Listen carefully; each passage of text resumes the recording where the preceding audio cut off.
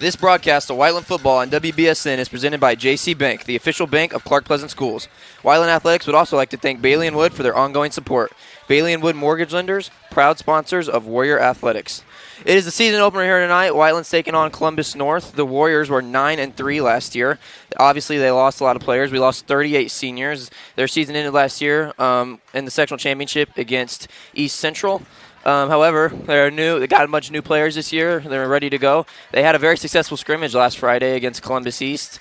And, Owen, what can you tell us about Columbus North? Yeah, so they lost a few key pieces to their senior roster. Ratliff, a quarterback who threw for over 2,500 yards, is now graduating. They also had a tight end who had 900 yards, which is a lot for a tight end, and he had 13 touchdowns.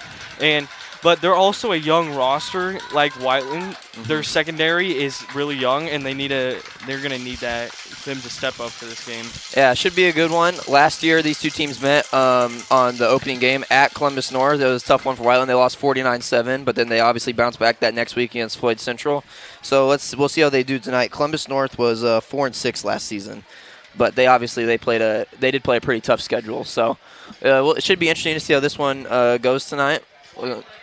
Looks like we'll be getting started pretty soon here. The first 3 games for Columbus North they scored almost over 50 points every single game and won, but they had a really rough stretch at the end of the season. Their last 7 games, they went 1-6, so they're going to need a little bit of a bounce back this season. For Whiteland, obviously we have the new quarterback, Ryder Myers, after the departure of Jonah Upchurch. And then, obviously, they lost the big rusher in Jordan Palmer. So, got some new running backs back there. Jaden Foudy and Braden Yates are the new running backs for the Warriors. So, should be interesting to also see kind of how the play calls should be pretty different this year. Obviously, last year when you have a guy like Jordan Palmer, you're going to obviously run the ball a lot more. And Whiteland is known for running the ball a lot. But it should be interesting to see how they kind of use their offense here tonight. Yeah. Even though running is a key piece to Whiteland, they're going to need to see what Ryder Myers has in his bag, especially Columbus North only had 2 interceptions for their total team stat last year. So I think they need to kind of challenge that weakness and go see what they got for their passing attempts. Okay. It looks like Whiteland's going to receive the ball to start the game. Columbus North will kick off to them, so that means Columbus North will get the ball to start the second half. But we are officially ready to go for a new season here of Warrior football. Returners for Whiteland is going to be number 22 for the Warriors. That will be Braden Yates. And then on the other side, and then number it'll be 6. Leggy. Yeah, Leggy Thomas. Okay. Number 49 for Columbus North will kick it away.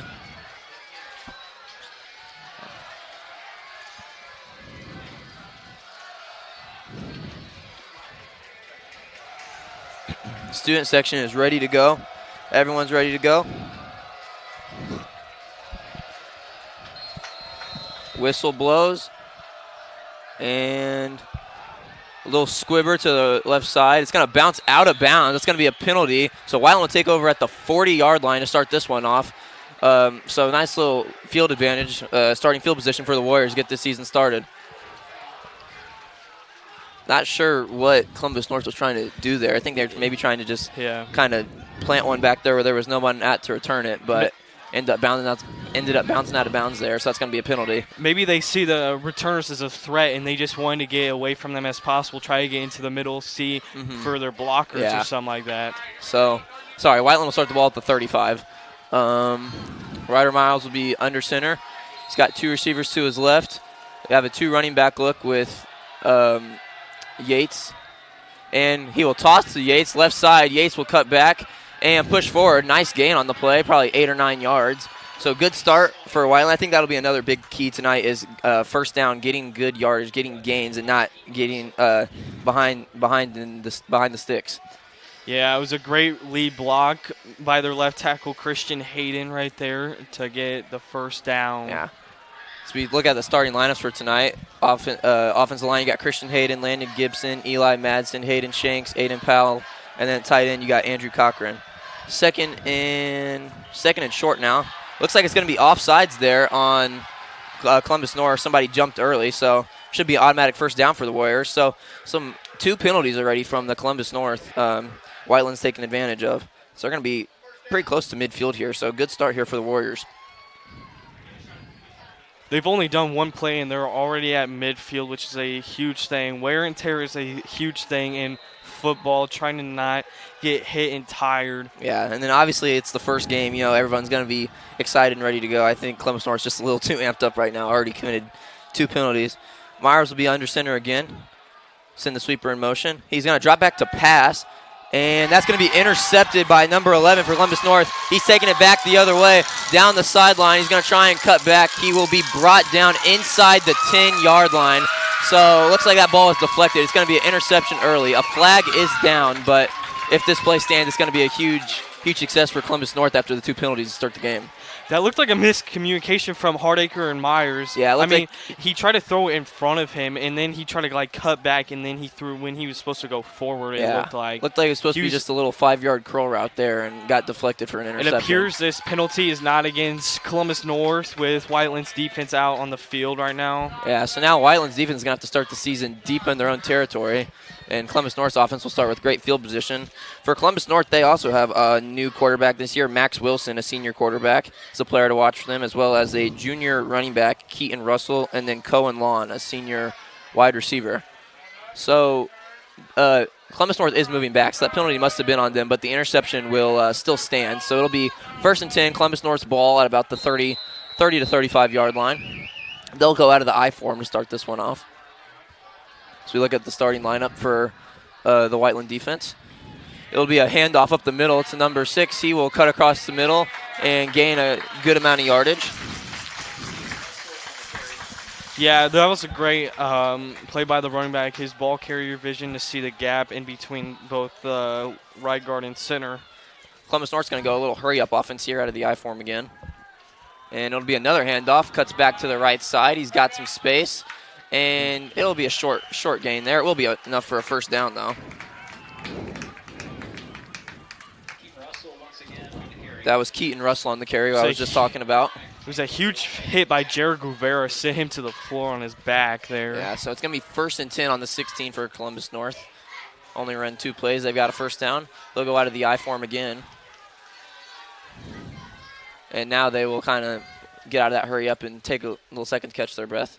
He'll take the snap. It'll be another handoff left side. That one is blown up by the Whiteland defensive line. Great play there by Jared Guevara to blow that one up. That's going to be a loss of yardage. Great job reading that there out of the 3rd straight I-form handoff for the Columbus North Bulldogs. Yeah, Guevara and Lips there on the tackle. Just attacked on the time of the snap and got there for a tackle for loss. Yeah. Another note for Whiteland's defense is Jake West is now in his 2nd year here as the defensive coordinator.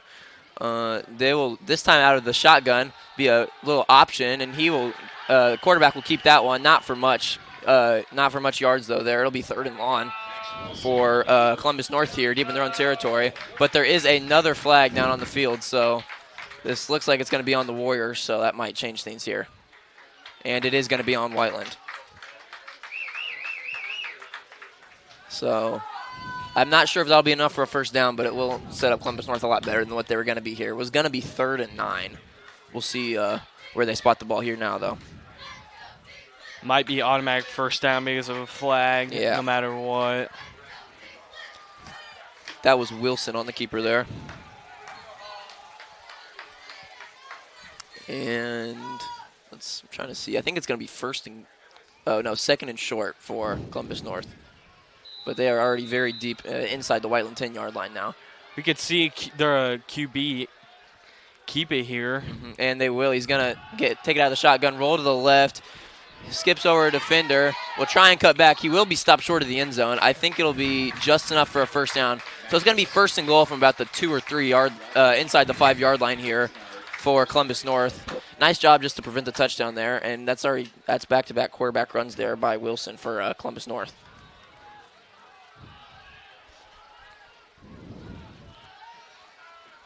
They'll take a breather. Let's see how the Whiteland defense can do here deep in their own territory. Kind of tough setup, obviously, to start the season. Wilson will be 3 backer look. He's going to be under center. He'll take it. He'll hand it off to number 44 on the right side. That'll be blown up. Another great tackle by Guevara there. He is everywhere so far to start the game. That's already his third tackle. It'll be second and goal. That was Logan Hammonds on the carry there for Columbus North. It'll be second and goal on the 5-yard line. Let's see if Columbus North decides to go back to that 3-back look. They will here with Wilson under center again. It looks like they're... Wilson will take the snap. It'll be another handoff to number 6 up the middle. That play will be blown up too. I don't think that's going to be enough for a touchdown. I think he'll be stopped just short. And, yeah, they're going to run in. I think he was stopped at about the 1-yard line there. So it is going to be third and goal. Nice stand by the Warriors defense here. Let's see if they can get out of this. Third and goal from the 1. I would imagine if Columbus North doesn't get it here, though, they would probably go for it anyways, again, on 4th down. They could be going for a QB sneak here. Yeah. It looked like they were going to do that last play with all the running backs behind them. Yep. And we could see that doing it here. Whiteland's goal line is currently on goal line defense right now. Under center again. Now a whistle will blow. Do we have a timeout? It is a timeout. Columbus North's going to call a timeout here ahead of this third and goal from the 1-yard line.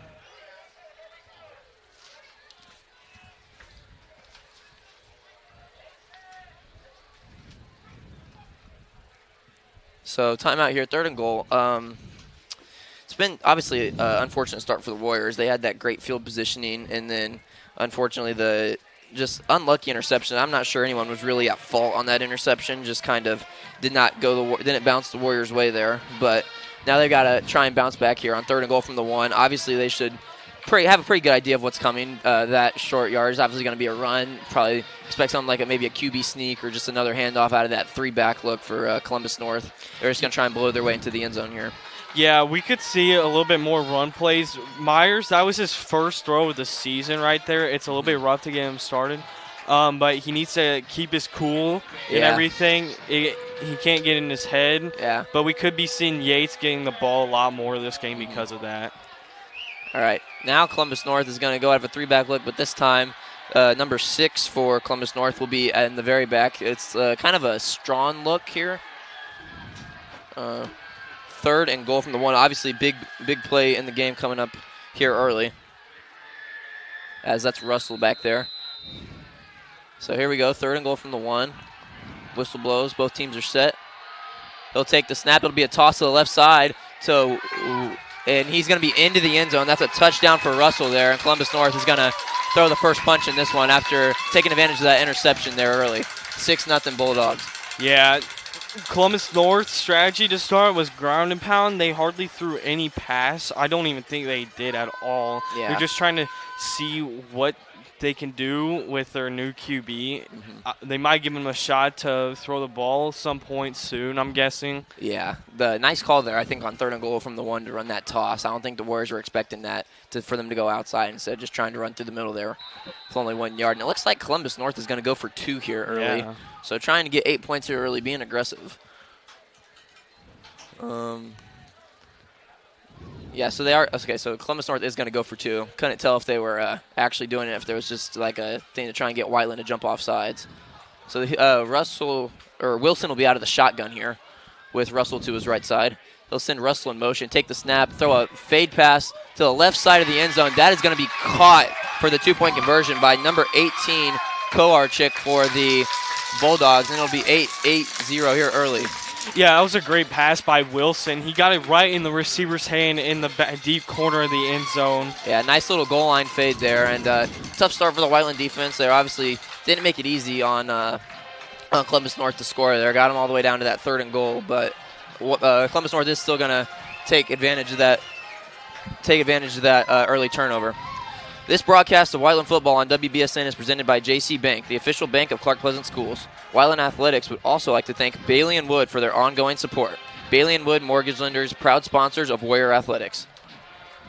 Okay, so now Whiteland's offense will get another chance, come back out on the field here, see if they can kind of redeem themselves after the early turnover. Even though they had the turnover, they still showed some promising things there early with the run game. I'm assuming they'll probably start to lean on that run game a little more as the game progresses, or if they, who knows, they might also try to get that passing game going again. It's just tough on a guy like Ryder Myers. He obviously this is his first season playing varsity, and just kind of unfortunate first pass there. But I think he'll be good to keep his cool and keep this offense rolling. And they're going to need to score some points tonight against that Columbus North offense, which looks good here early.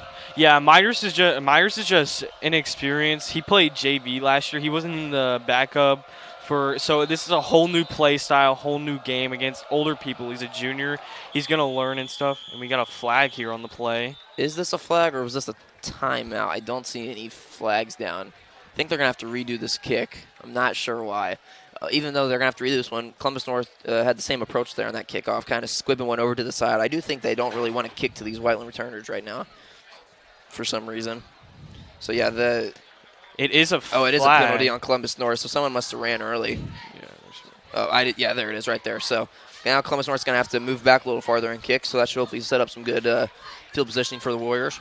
Could see them going back to the blockers in the middle. They might squib it again, but they need to kind of return it to get some more yards, or they might kick it out of bounds once again. Yeah, let's see what kicker decides to go with here.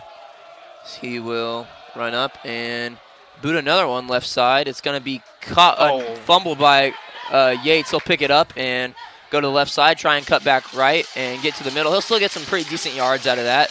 Unfortunately, that drop is going to leave Whiteland at pretty much the same field positioning that they would have been regardless of that penalty on the kickoff. They'll have it at about the 25-yard line. And it'll be Ryder Myers' offense. Ryder Myers and the offense's turn to get the offense going here. 1st and 10 from their own 26.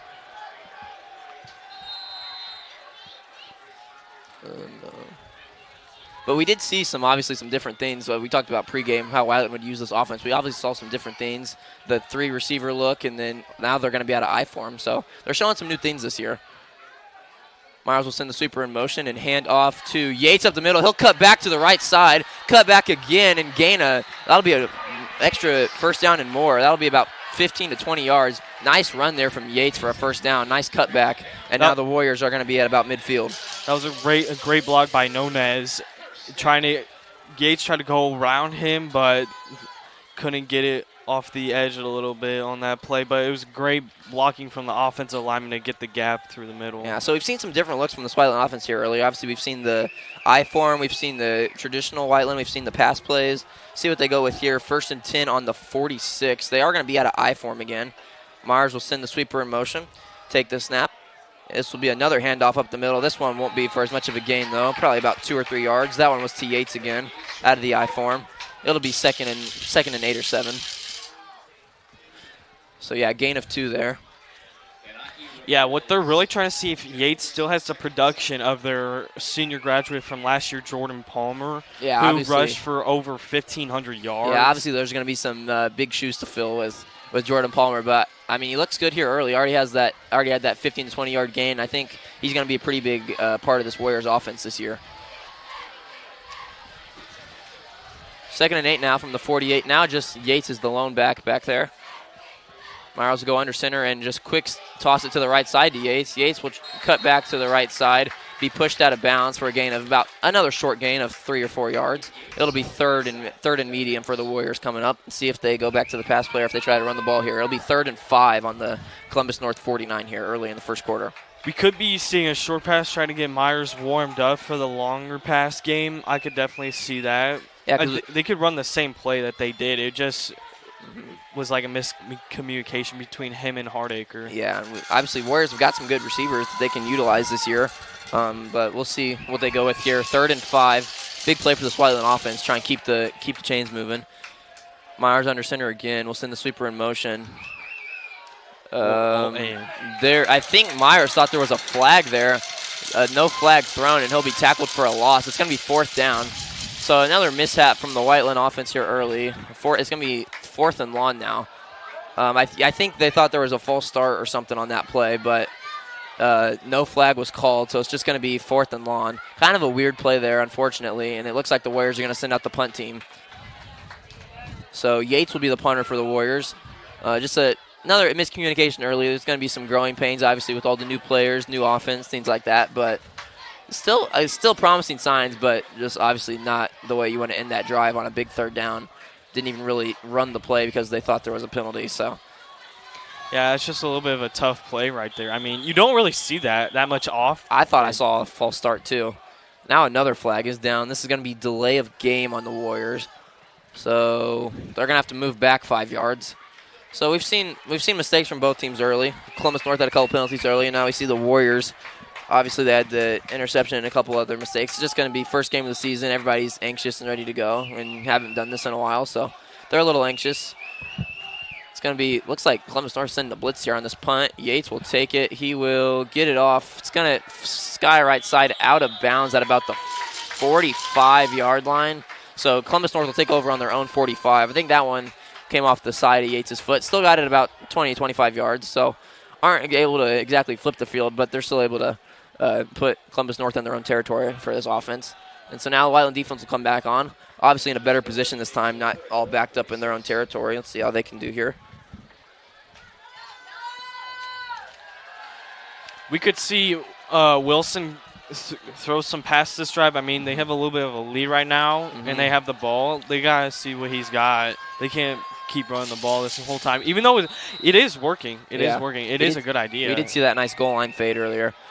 Okay, 1st and 10. Well, the lone back is Russell. Wilson will take the snap, hand it off to Russell on the left side. He'll barrel forward for about 2 or 3 yards. Nice job by the Whiteland defense there. It'll be 2nd and 8, only a gain of 2 there. So another run for Columbus North here. But even though they're very run-heavy early, they're doing it out of different formations and different looks, trying to keep this Whiteland offense guessing. And now they will go a little bit of hurry up back to the line on 2nd and long. Wilson will get under center again.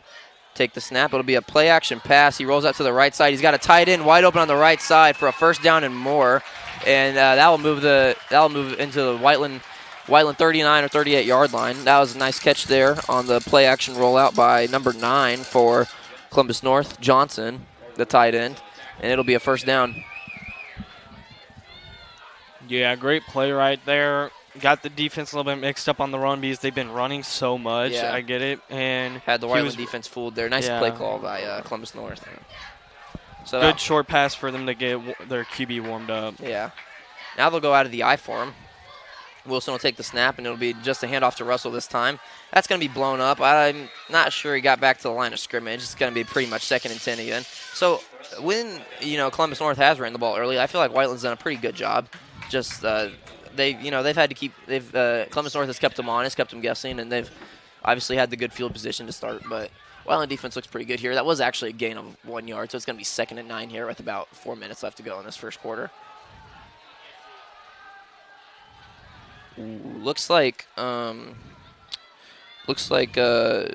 Russell will come out of the game for Columbus North here. Take a little breather. Wilson is out of the shotgun now. Sends a runner in motion, takes the snap, is going to roll out to the left side. He's looking to throw. He'll throw one deep and long. That's going to be well incomplete. No flags down. He was looking for number 10. There is a flag on the play. Oh, I didn't see the flag. It might have been OPI because I think the wide receiver is grabbing Leggy Frederick on the play. And it is going to be on against Columbus North. That throw from Wilson wasn't really close to the receiver. I think he was just trying to get that one off because Whiteland was rushing there. So that's going to move Columbus North back. Another penalty here in the first quarter. That pass was intended for number 10 there. It's going to be set. So now it's going to be 2nd and long. Columbus North's actually going to go back into their own territory because offensive pass interference is a 15-yard penalty. So now all that yardage they just gained on that play-action pass has kind of been erased with this penalty. It's going to be 2nd and 24 now for Columbus North. This changes up their play calling, especially. They've been running all game, and they might have to throw some deep passes here just like they did on that play. Yeah, I would expect some passes here. Looks like Wilson is going to be alone. 5 wide receiver look here. He's going to be alone in the backfield out of the shotgun. He will take the snap. He is going to be looking to throw. Drops back. He rolls out to his left, has lots of time. Now there's a rush. He's going to roll back out to his right. He's got room to run, and he is going to take off. Pretty decent gain there. He will be pushed out of bounds. On the sideline. Another flag is down. We'll see what that's all about. But for the moment, it's a gain of about 10 to 12 yards. Tackle there is from Carter Watkins. And let's see who this penalty is against. If Columbus North has to go even farther back or if they're going to it looks like it is going to be against Columbus North. So They looks might like be that even- yardage is going to be erased again. That's the 4th Columbus North penalty here in this first quarter. And they still have the 8-0 lead. So, yeah, Columbus North is just going to keep moving back. Nice play there by the quarterback, Wilson. Evaded a bunch of rushers and was able to roll out for a really good gain. Unfortunately, it's not going to matter. And it's going to be so Columbus North will be at the 50-yard line now. It's going to be 2nd and 21 for them. And let's see what they decide to go with now. Another fun fact for Columbus North is their coach used to play for the Indianapolis Colts, so obviously he has a good football background. Knows what he's doing. Looks like Wilson is going to be one back to his left. It is not going to be Russell, though. Russell is still taking a break right now. 2nd and 21. Now Wilson will take the snap. I'm not sure he got it off in time. And here's another flag. It's going to be a delay of game on Columbus North. 5 penalties on them here in this first quarter. We're not able to get that snap off in time. Looked like there was some confusion about what they were running there. So they're going to move back again. It's going to be 2nd and 26 now. The Warriors need to capitalize on these penalties, especially 5 in one quarter is a lot, and it's just been a rough start to the offense. Their defense has been doing pretty great. Yeah, the Warriors defense needs to get off the field here and catch their breath. They've obviously been attacked early, as it'll be a handoff left side. They'll cut back for a gain of about 5 yards. They'll get back to almost midfield. It'll still be 3rd and long, though, for Columbus North. That was Ashton Shorts on the carry. It'll be 3rd and 22.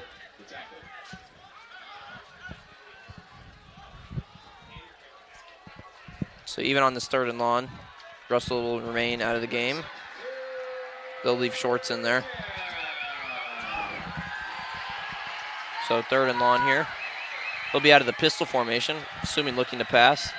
He will actually hand it off of the middle to Shorts. It'll be a good game, but it's obviously still going to be 4th down. And I'm assuming they're definitely not in field goal range. So unless they want to go for a 4th and long, the Columbus North's going to punt. Whiteland defense is going to get their first stop of the season. Nice job there by them taking advantage of those penalties. Yeah, that run play just seemed like trying to waste some clock and not try to throw any turnovers or interceptions, trying to play it safe. I think they realized that they weren't going to get that first down there, so they just elected to run the ball. So they will punt. Caden Lee's the returner for the Warriors. See if he can flip the field here, or if he'll even be punted to, as we've seen with the kickoffs earlier. They're not looking to punt or kick to these returners. The snap barely gets that punt off. A high punt. It doesn't look like Lee's going to be able to return that one. It's going to bounce. It's actually a great punt. That was placed perfectly. And I think they're going to get it down at – was that placed on the 1 yard line? Yes, it was. It was. Barely got that punt off, but great bounce there for the punter. And it's going to be – Whiteland's going to be very far back in their own territory here late in the first quarter. This is where the run plays are going to matter the most. They cannot let up a safety here and let it be 10-0 here. Yeah, they got to be careful here this deep in their own territory. Looks like that wasn't placed on the 1. I think it was on the 1, but then a player tried to grab it. I don't think they were able to grab it, so I think it rolled back a couple yards. So they're going to be at their – or I think that was actually a touchback. They were not able to get it down to the 1, so they're going to be on their own 20-yard line to start. Mm-hmm. So not as bad for the Warriors, as Myers will take the snap and hand off to Yates up the middle again. Not much doing there. It'll be 2nd and long. I thought they were able to pin that punt back, but they actually ended up hitting the end zone, so it'll be 1st and 10. It was almost a blocked punt, really high kick, and then it made it roll really far near the end zone, and that led to the touchback. So 2nd and 7. This is the 3rd time in this first quarter the Warriors' offenses came out. Obviously, like I said, we've seen some good things, but obviously you have the costly interception early and then the little mishap on 3rd down. So if they could just clean some of those things up, I think this Whiteland offense could get going.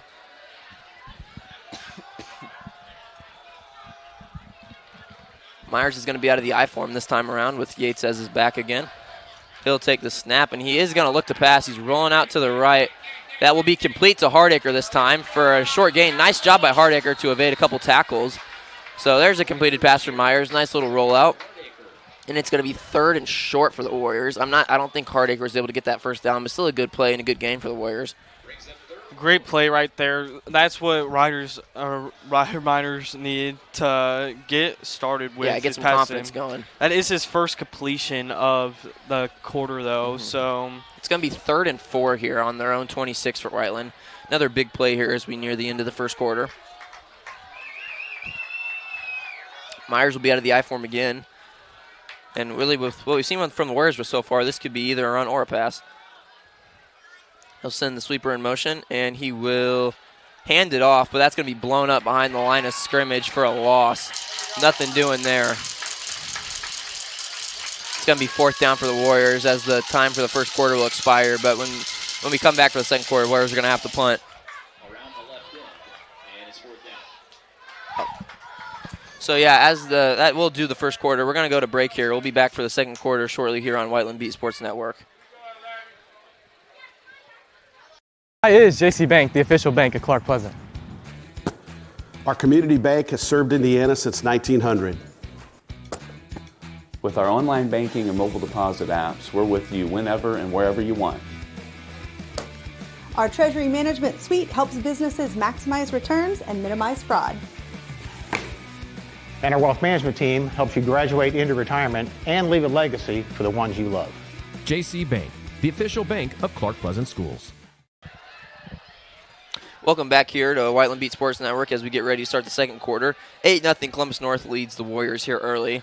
Whiteland obviously just lost the yardage there on 3rd and 4, so they're going to have to punt again. Back to this Columbus North offense, who used the early interception to strike first here in this one, 8-0. yeah, some key takeaways is Whiteland's offense is a little bit struggling. Their run game has been a little bit solid. Columbus North's run game has been great, and they've also let Wilson throw some great passes.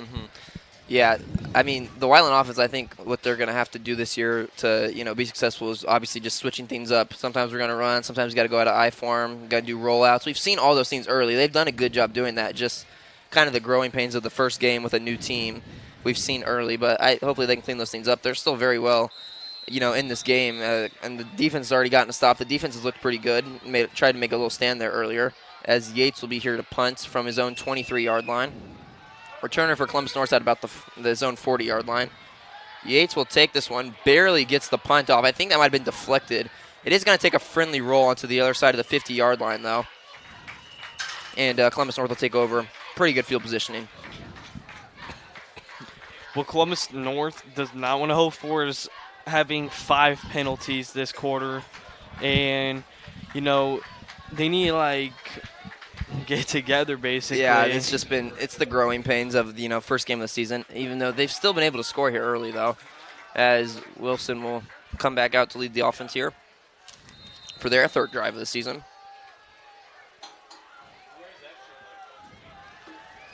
We'll have another heavy wide receiver look here. 4 wide receivers. They'll be out of the pistol.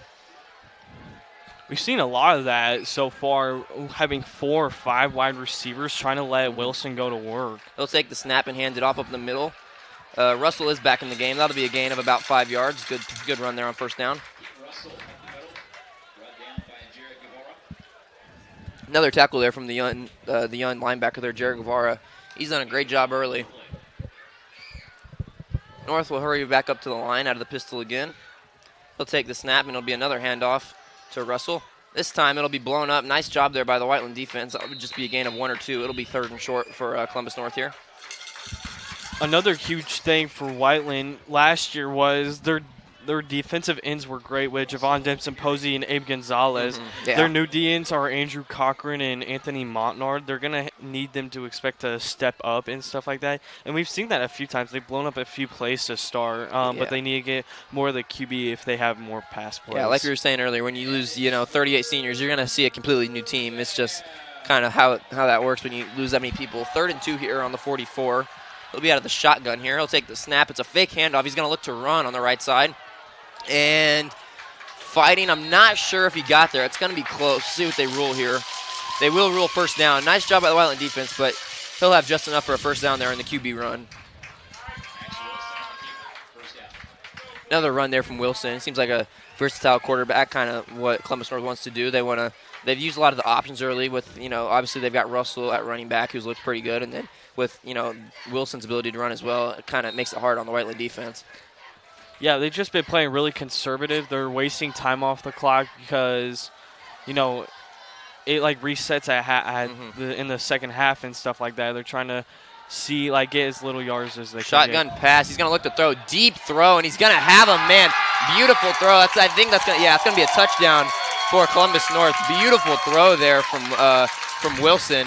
It rolled out to his left, threw across his body about 30 or 40 yards down the field for a touchdown. And Columbus North is going to strike again. That was caught by number 10 there for Columbus North, the wide receiver. But anyways, beautiful play. I think Columbus North is just going to take the extra point. We obviously saw him go for 2 last time, but beautiful throw there from Wilson. Yeah, that's exactly what they want to see in their QB to start. He's had some great passes in the end zone so far. They can definitely see some more pass plays, but, they're up by 14 right now. Probably about to be 15. As they've struck first here early. They might just keep running it to Oh, and he's going to fake the extra point. Now he's going to look to throw. He's just going to throw it up and incomplete. There's a flag down. I'm not sure who that was on. But thought they were just kicking an extra point. They tried to run a little trickery there. I don't think it worked. I'm pretty sure that flag's going to be against Columbus North.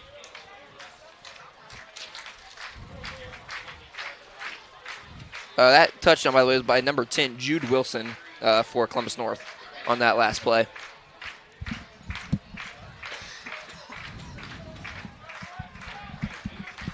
So 14-0 here, 10:36 left to go in the second quarter. Whiteland offense will come back on for their 4th drive. They've had opportunities here early, but just haven't really been able to, put it all together yet. We'll see how the offense goes as the night continues. There's obviously a lot of football left to be played here. Yeah, a huge thing from Whiteland last year was, on that play, they had, a 40-yard touchdown. Their secondary last year had 15 interceptions. Yeah. They're going to need people to step up and stuff like that for them to be successful. And Caden Lee was one of those players, and he is now a senior. Yeah. We're expecting him to lead by example and show the other corners. Yeah, they had great corners. They had Eli Taylor, Dane Coons back there. Most teams that played Whiteland last year could not throw the ball very successfully against them. I think this year's team can be like that too. It's just going to take time. Obviously, most of them have not been in these varsity situations before. They're all kind of learning as we go. But they're going to have to respond here, obviously, as Columbus North has struck first early. We got 14-0 game here, but Warriors offense is going to be able to get the ball back here. Another kickoff here from the 40-yard line incoming. And Yates will be the returner for the Warriors. So he will set and kick. This one is going to go to Yates, and he will be able to return it. First one's been kicked to him tonight. Takes off. He's got a little bit of space. He's going to run through the middle and kind of get tackled here in the pile down to about the 30-yard line. So good return from Yates. Huge push from the blockers there on that play. He was stopped around the 25 and then gets to the 30. Yeah, nice job there by the Warriors return team. So it'll be 1st and 10 from the 30 for Myers in the offense, their 4th drive of the night. Kind of see what they decide to do here. Coach Fisher calling the plays.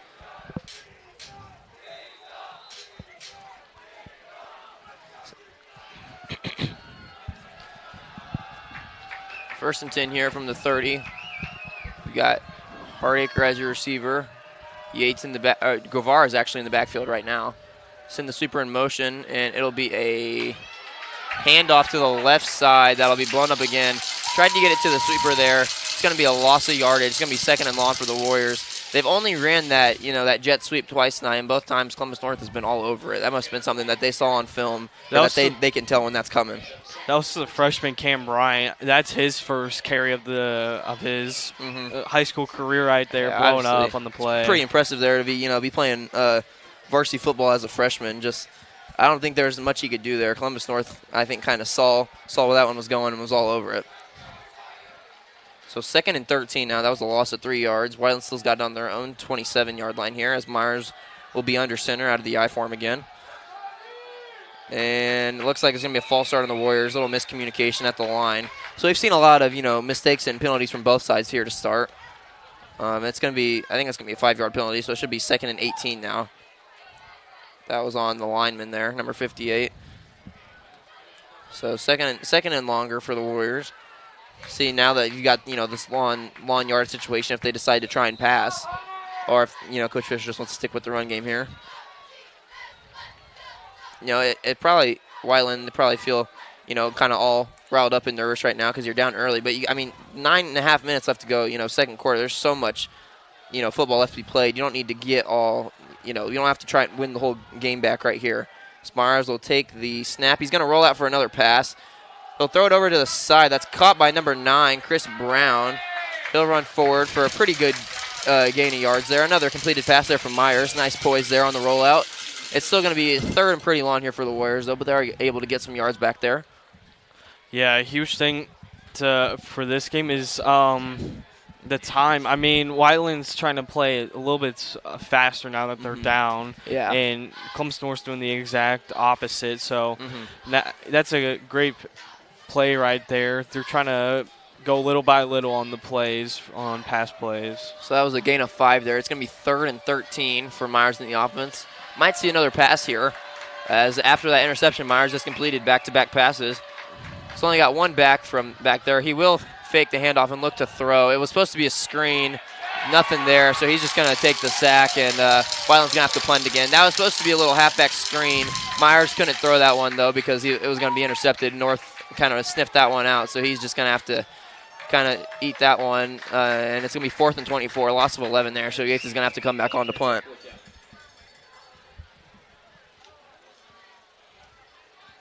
Great job from Columbus North's defense to read that play on the halfback screen. And then 3 of their defensive linemen just came up and clobbered him up while he's trying to roll out. I think that's a good play call there on 3rd and 13 to try and run a little halfback screen. Columbus North was just all over it. So Yates is on to punt.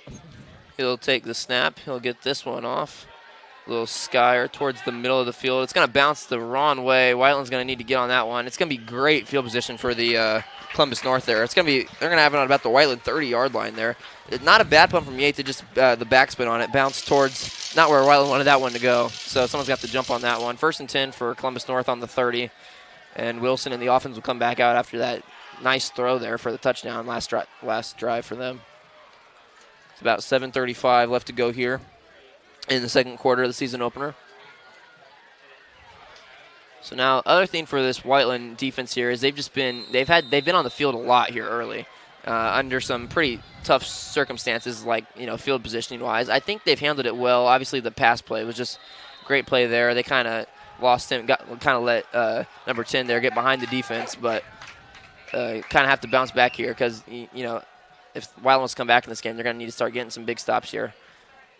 Wilson will be out of the pistol and hand it off up the middle for a gain of about 0 yards. That one was sniffed out by Guevara. Another great tackle by him. It's going to be 2nd and long. Yeah, like we said at the beginning of the game, wear and tear is a huge thing in football. Whiteland's defense has been out a lot since their offense has been a little bit stagnant and stuff like that. Yeah. So they've been playing great and everything. Yeah, they've just been in some tough situations early. Like this, they're on the 30 after a punt. Yeah. Which is not a great start for them. It's going to be 2nd and 10. Wilson's going to be out of the pistol again. He's got 3 wide receivers to his right. He'll take the snap. He's going to look to throw. Quick pass over the middle. That's going to be caught for a gain. That's not going to be enough for a first down, but still a nice little catch there. That was caught by number 11, Lawn, for the Bulldogs. And it's going to be 3rd and 1 on the Warriors 21 here. Just under 7 minutes left to go before halftime. Just a real quick slant there. Just immediately dropped back and got that one out. Not much Whiteland could do there. So another 3rd and short. We'll see if the Warriors can get a stop here. Assuming they are going to, Russell's in the game. You have to expect if you're the Whiteland defense, this ball's going to him. They'll be out of the I for him. Wilson will take the snap, and he will hand it off to Russell. Russell's going to run forward. I think he's going to have enough for a first down. He'll keep the chains moving. Not a big gain, but he got what they needed there. It's going to be 1st and 10 for Columbus North, and they are now in the red zone on the Whiteland 16-yard line. A huge thing that's been repeating for Columbus North has just been run plays or short passes, try to get through as much of this clock as possible until the second half comes. Yeah. Trying to score as much as possible and keep the clock running out. Yeah, trying to take advantage of this momentum, here early that they've gotten from kind of all started with that, that interception to start the night off. That's kind of built this momentum for Columbus North. See if the Warriors can get a stop here. 1st and 10. Wilson will send a couple men in motion, and it's going to be a botched snap. He's going to be able to dive on that one. It's going to be a huge loss, though, for Columbus North. Nice job by Wilson just to recover that football, but big loss, and now the Whiteland defense will be set up nicely with another 2nd and very long for the Bulldogs. Great play by Noah Cook there. He ran straight to him really quickly. Good job. That's a loss of 14 yards. It'll be 2nd and 24 for Columbus North. About 5 minutes left to go here. Ball on the 30-yard line now after that first down run by Russell. So Wilson will be out of the shotgun again. He's got Russell to his left. Probably looking to pass here. He'll send a man in motion. Take a snap. He's going to hand this one off to Wilson. Nothing doing there. Great job by the Warriors defense swarming to the ball. Great job by Andrew Cochran there. He was the first one there, but there was multiple Warriors there on that play. That's not going to gain any yards, so it's going to be just about 3rd and 24 again here for the Whiteland defense. Here's the really confusing part for Columbus North here. Passing could be a huge part in here because they're not. It doesn't look like they're in field goal range. Yeah, that's what I was going to say. Yeah. If they get they might run it for chewing clock or try to gain the field goal range. So we could see anything happen here. Ball's currently on the Whiteland 32. I would assume that's out of field goal range. So you might just see a run here to Russell, see if they can get enough yards to maybe attempt a field goal or just go for it on 4th down in this weird situation. Wilson will take the snap. He's going to look to pass out of the pistol. He's going deep again. Throws it long. That's going to be incomplete. Make sure there's no flags on the play. Great job defensively there. And it's going to be 4th and 26. He was going for another shot there at number 10 for Columbus North on that kind of same looking play where he rolls out to his left, but it is going to be incomplete. Great job by the Warrior corner there to break that one up. So 4th and 26 from the 32 coming up for Columbus North. Yeah, and we don't even know what's going on right now, but they might be going for this on 4th and 26. I wouldn't be surprised just because at the 32-yard line, you don't really want to punt. You're too far to kick a field goal. Why not go for it? If you don't get it, it's not like, Whiteland's going to have this, amazing field position. So I think that's probably what this is here as 5 receivers for Columbus North. This is obviously going to be a pass play. Looks like they're going to take their delay of game, though. So I think the strategy here by taking that delay of game is just to move farther back to punt. I'm assuming give their punter more space. And, yeah, it looks like that's what they're going to do here. They're going to send the punt team on just because that's kind of such an awkward point in the field for high school football because you can't really kick the field goal and you're too close to punt. Yeah, another good thing. We're going to take a little quick break here for after this punt on 4th and 31. Sorry, Owen, go ahead. Yeah. So a huge thing about that incomplete pass was that it stopped the clock and everything for Whiteland's offense to work with a little bit more of. Mm-hmm. Looks like Hardacre's pretty much in his own end zone here. As Columbus North's taking a while to get this play set up. They've got 13 seconds to snap the football. Might be another delay game here. Yeah, under 10 seconds, and they're just now getting set up. Got a player running across under 5 seconds now to get the snap off, and no one's really down yet. They do just get it off. It'll be that one came off the side of the foot. Not a very good punt there. That's going to go out of bounds at about the 25-yard line, and we'll take a quick break here before the Whiteland offense comes back on the field before halftime on Whiteland Beat Sports Network.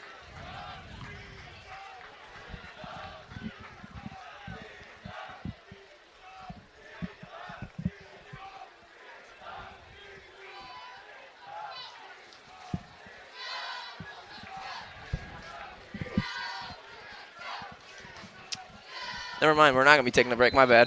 So it's going to be 1st and 10 from the 23. Whiteland offense back out there. We got about 4 minutes here to get down the field and try and get a score here before halftime. Myers will be out of the shotgun, or the I-form again. This will be a handoff to Bryant, left side.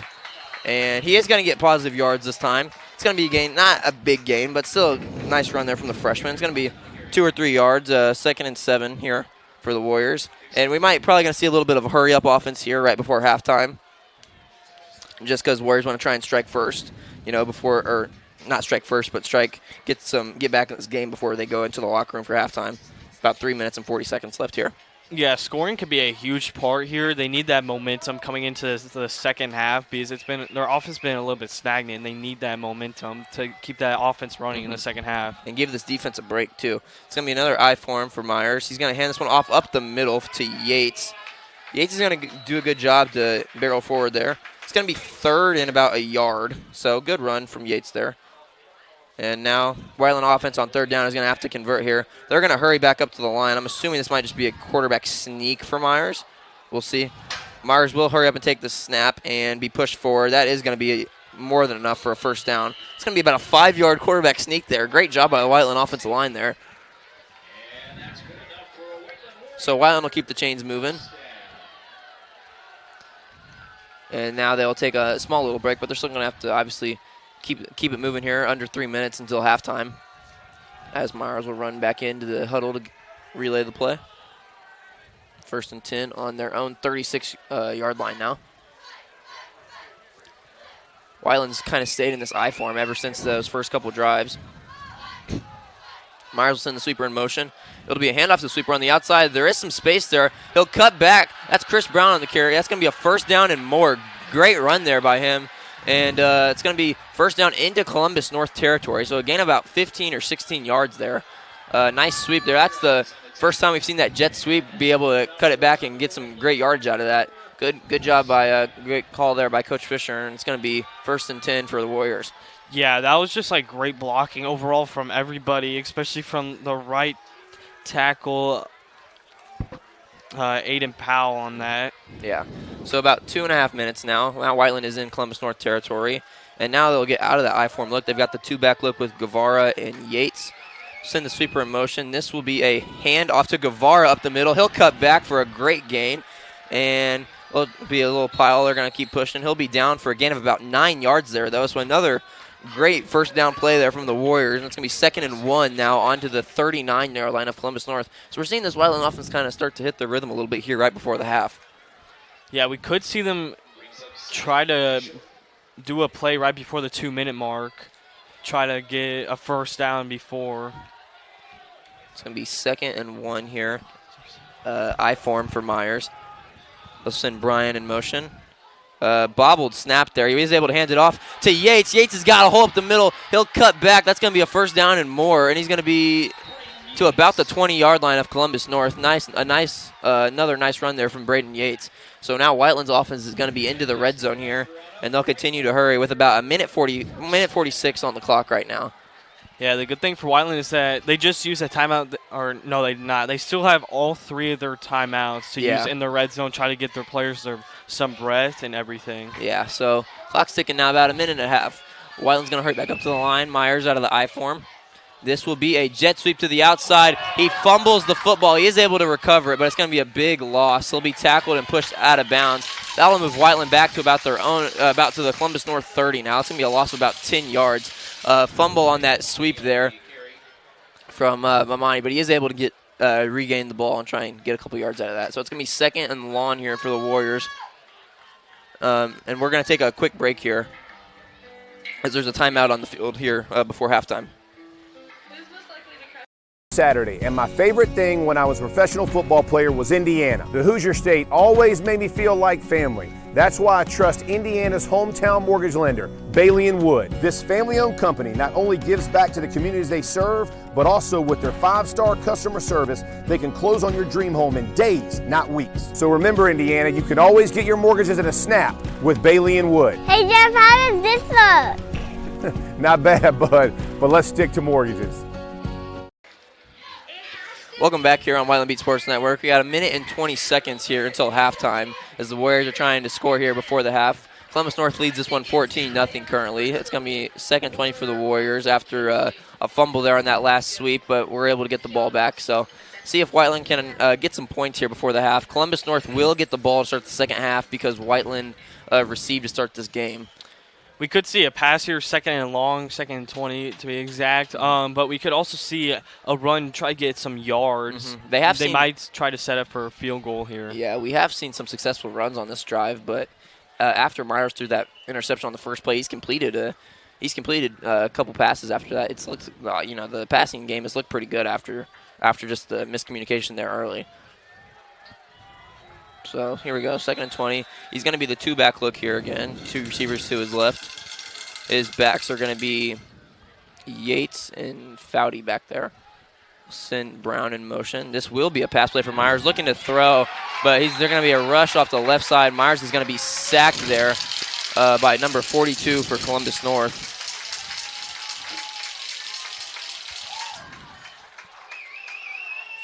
So now 3rd and 27 for the Warriors with about a minute and counting left in this half. So another big play coming up here. Tried to pass there, just weren't able to get it off. Please look at the replay here. Just a great blitz off that left side. Weren't able to pick it up, and Myers gets sacked there. So Whiteland will hurry back up to the line. Myers is going to look to pass again. He's going to roll out to his left, looking. He'll throw it over to Caden Lee. Caden Lee will cut back. He's got some space. Caden Lee to the right side. He's not going to be able to break that tackle, but still going to be a nice gain there from Lee. It's going to be 4th down, and now Coach Fisher will use another timeout. He'll have one left. 32 seconds here left in the half. It's going to be, that was a nice job, Caden Lee. That was a very short pass, and he was able to turn nothing into about close to 15 yards. So we'll see if Whiteland, I'm assuming it's 4th and 15 from the Columbus North 25 here. I'm assuming they're not going to try and kick a field goal. Probably going to try and look to run another pass play here and just see if they can get a nice touchdown and make this 14-7 before they go into the locker room. This is just like, what we saw with Columbus North earlier. Obviously you don't want to punt right before halftime when you're this close and too far back to kick a field goal. So this will probably be the biggest play of the half right here, 32 seconds. Columbus North does have 2 timeouts, so if they are able to get the stop here, we'll see if they elect to try and go get some points before halftime. I probably doubt it. It's still very little amount of time. They're going to be in their own territory. So I think they would be happy just going into the locker room 14-0 here. Yeah, it's a huge play right here because Columbus North also receives the ball at halftime. So Whiteland just needs some points on the board to end the half. Myers is going to be out of the eye for him. He'll send Bryant in motion again. We have a flag. There's applause on the Whiteland side. I think this is going to be against Columbus North. So it looks like it's going to be a more manageable 4th down here. I think it's offsides on Columbus North. So it's going to be about 4th and 10 now from the Columbus North 20-yard line. See if that changes the play call for Coach Fisher. It will. Myers is going to go back and get a new play now. They're going to need 10 yards here. They're still from the 20-yard line. They're going to go for this, which I think is the right call here. Because even if you are able to make a far field goal, it's just 14-3. That's not really what you're trying to get out of this drive, especially after having it for so long and getting all these gains. So 4th and 10 here. He'll be out of the eye for him with Guevara and Yates. He will be looking to pass. It's play action. He's going for the end zone, looking for Hardacre, and it's going to be broken up incomplete. Not a bad attempt there in the back of the end zone. It will be knocked incomplete, though, and Columbus North is going to take over. So another promising drive from the Warriors, just not able to turn that one into points, but not a bad play there. Myers was able to get that throw off that time, and Hardacre was open in the back of the end zone, but there was just too many Columbus North defenders back there. So we look at the replay here. Nice job by the O-line there, keeping protected. And Myers actually put that ball in a good place for Hardacre to go get it. Just going to be a tough play to make anyways. Yeah, we could see Columbus North just kneel it, try to end the half, not take any risk. Yeah. Or maybe try to get some points on the board. Yeah, they've got 2 timeouts, but I would assume that they're probably pretty happy with how this first half has gone for them. Yeah, exactly. Wilson is out of the shotgun. So I think they might be running a play here. Nope, he's just going to take it out of the shotgun, take a knee. That'll run out the clock for this first half. 14-0 is going to be your score at halftime. Columbus North will receive to start the second half here. Some promising stuff from the Warriors here early. They do trail, though, and we'll see if they're able to bounce back here in the second half, as we'll be back after halftime for the second half of action here on Whiteland Beat Sports Network.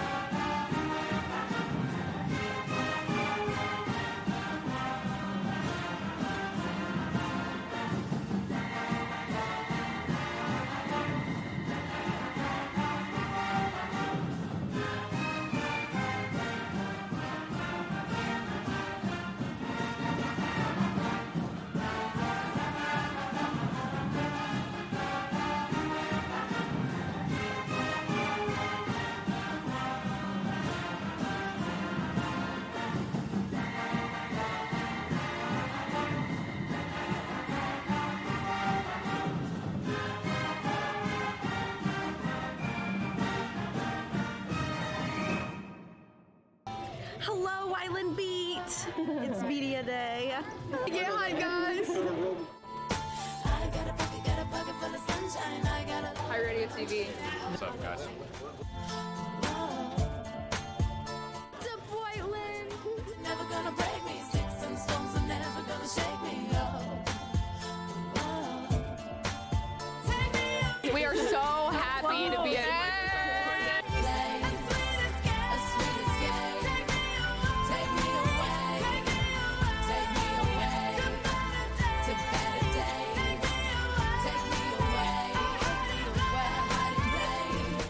I got a pocket full of sunshine. Burger gang. Yeah, say that. Burger gang. Burger gang. Never gonna shake me, oh. Never gonna shake me. Never gonna shake me. I got a bucket full of sunshine. I got a love and I know that it's all mine, oh.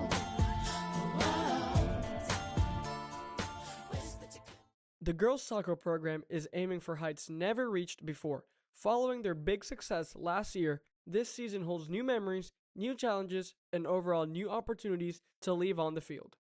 Just continuing our strive to get better and continued success and just building off the conference championship from last year. We're just going to work hard and keep moving forward. After losing 8 key senior starters, most notably Madison Fleur and Haley Hillhouse, new leaders will have to arise to fill in the gaps that have been left behind. Yeah, so I'm definitely thinking about being leading by example, because that's very important to me, because if I'm not doing it, then they're probably not going to want to do it either. And then I also think that keeping a positive environment to be is key to being successful, so making sure I'm positive and uplifting and encouraging them. My expectation this season is just to be able to work with the new girls and being able to go from playing with a 3-back to a 4-back and just being able to communicate with my defense and work without all the girls knowing the new change. After winning a prestigious conference championship last year, there are foundations worth keeping and new plays left to execute.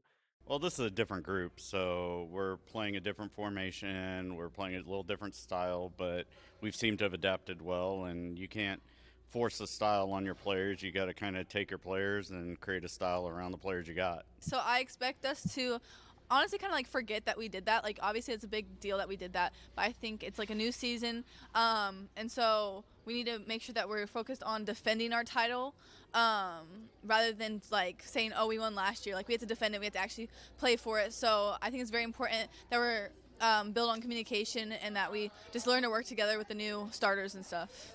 A new season means a blank slate and a fresh point to prove. From every tear shed to every goal scored, the journey starts now. Come support your Lady Warriors after their 5-0 win to kick off their season against Triton Central this previous weekend as they chase greatness this season.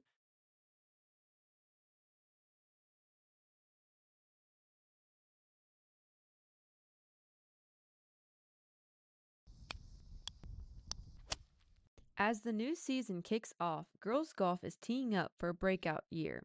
Head coach DeClerc says compared to last season, this team has completely dialed in their game. We're real excited. We're already seeing a ton of improvement this year over last year. The girls are out working hard, trying to get better, really focusing on the things that they know they need to do, and so it's an exciting time. That competitive drive runs in the family. Junior Kiera Gunn fell in love with the game thanks to her mom, a former player, and loves that golf is a sport you can play for a lifetime.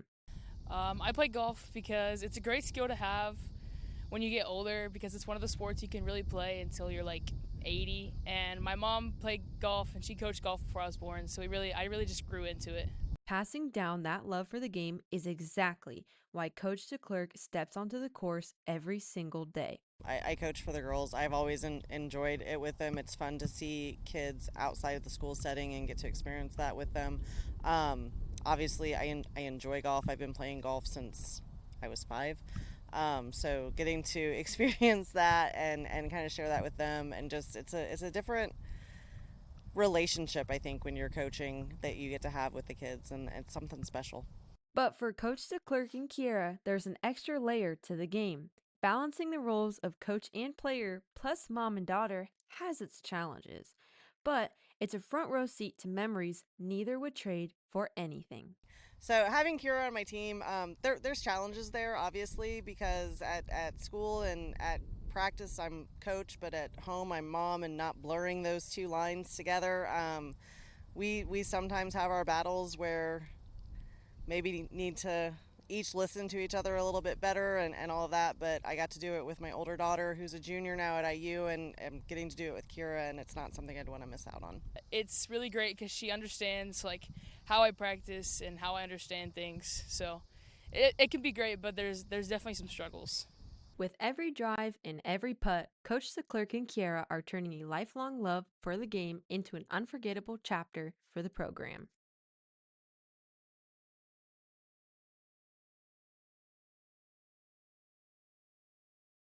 The Warriors return to the court this year with a new look. After losing 60% of the roster, the Warriors have to rebuild the leadership going into the new season. Coach Jenny Munn is relying on her young leaders to step up and fill that void as the season goes on. A lot of my returning players are pretty young. They're only sophomores, a lot of them. So they've already stepped up a lot, just having a lot of voice and kind of knowing how I run things and what I like to do. They've shown already the new younger people just really what we're all about. So. We had a lot of senior hitters and we had a lot of voice, and I mean, we don't have that, but I feel like we're going to have a lot of people that are going to try to fill the void. It won't all be young leaders this season, though. Senior Lily Brown plans to use her experience to help her team move on to the next play. Okay, with my 2 years, I think I'm going to try to get everybody to have a 3-second mindset because I think it's very important for everyone to have. The Lady Warriors plan to carry over the trust and bond that they created last season for success in the new year. I feel like I get a lot of opportunities when I'm in game, and I just like my coach really trusted me, and so do my teammates, and I feel like just knowing that they're there and having them cheering me on and like giving me opportunities also and believing like in me. So I think trusting everybody is a big thing because you never know who's around you. And I think that when you're passing a ball, you have to be like aware of who's next to you and who's going to get it rather than just seeming left all the time. Although she's returning as a starting setter, sophomore Carrie Ginner needs to build chemistry with new junior transfer Tay Walker. We're going to work on it in practice, like get one-on-one time. I feel like just talking and communicating with what you need and like what they like, I feel like that helps us all in the long run, and just figuring out like what works best. I mean, since we have a new hitter, I mean, it's kind of hard since I haven't had much experience with her, but I feel like we're going to figure it out and just communicate. Coach Jenny Munn is excited for the Warriors' new look on the court this season. I'm excited because I think they're excited. They're very eager and very competitive, so it's kind of a whole new twist on the program than we've had in the past. After dropping the first game of the season last night, the Lady Warriors look to bounce back tonight against Plainfield at home.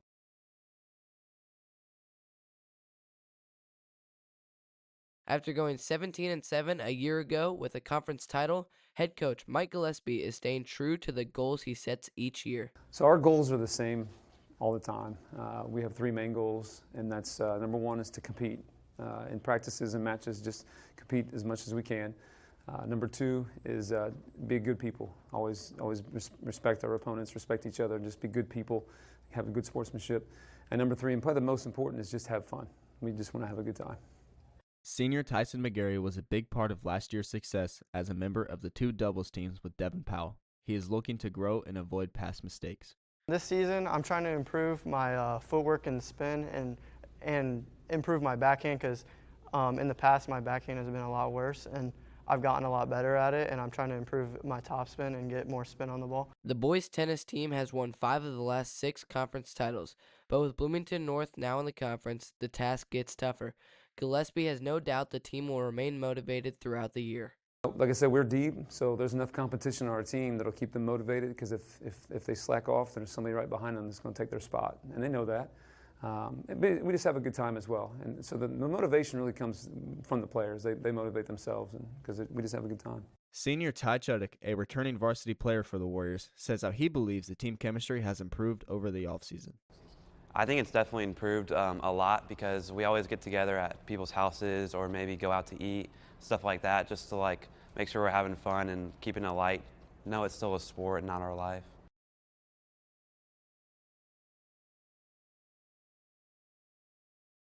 With the new construction at Whiteland Community High School this year, the athletic program is excited to introduce new facilities. These new facilities will provide numerous opportunities for Whiteland athletes. We've got some that are already done that have helped the program. We see the soccer complex, which is gorgeous. We now get to host a semi-state. Our baseball field was done last year. They're great. So these new ones will just keep adding to the momentum that we have. The field house, the new pool, the wrestling room, the weight room, it just is going to continue to make our facilities so much more functional than they've been in the past. With a new in-house track planned for the Fieldhouse, the track team won't have to travel to UND to host smaller meets. Track practice will be more efficient knowing they have a place to practice, not only in rainy weather, but in winter as well. The biggest difference is going to be at practice. We'll have a place, a dedicated place for all of our athletes to practice every day when it's cold and snowy outside. So that's really where we're going to see the biggest change is the day-to-day practice. Outside of just practices, Eden's plans for athletic spaces to host more events. We'll try to involve the community as much as we can. You know, our new field house we'll be able to use for youth leagues. Obviously, when we have a new football stadium and bleachers, that just graduation, things such as that. The pool, you know, you have community nights for the pool and baseball, softball having turf fields. It just creates more accessibility and options for our community. Instead of canceling practice or having varsity only, the track team is able to have a full team practice no matter the weather conditions. Plus, the field house will have a real track surface, giving the team a realistic practice. It's going to be an actual track, like it's going to have a track surface. So we'll have the ability to run workouts and hurdle and pole vault and long jump every day with spikes on. So it's going to give us an opportunity to get a real feel for practice. The Fieldhouse will also include a new weight room, almost doubling the size of the old one, allowing students to be able to lift without leaving the rack, and doubling the amount of students that can take the class. I would like to have one dedicated class period, like 7th period, for anybody that's not an athlete to take a general weights class. And we could put up to 90 kids in that class, which would be outstanding. And then obviously after school, it also provides opportunities with more space for kids to possibly come in after school and work out if they would like. Unlike the other facilities, the Fieldhouse won't be ready until the end of next school year. The reality of the field house is probably not until the end of the school year next year, maybe even the following. There's always a chance it could open early. They're going to start putting walls up here in September, and I've been told it's about an 18-month project, so we'll see how it goes. Baseball, softball, that will be open this spring. The tennis will have a brand new building with locker rooms and restrooms, and softball will have that as well. That'll be in the spring. So a lot of stuff athletically is getting done this school year, except for the field house will probably not be until later next school year. As the new facilities continue to undergo construction, the future for Whiteland athletics is looking bright.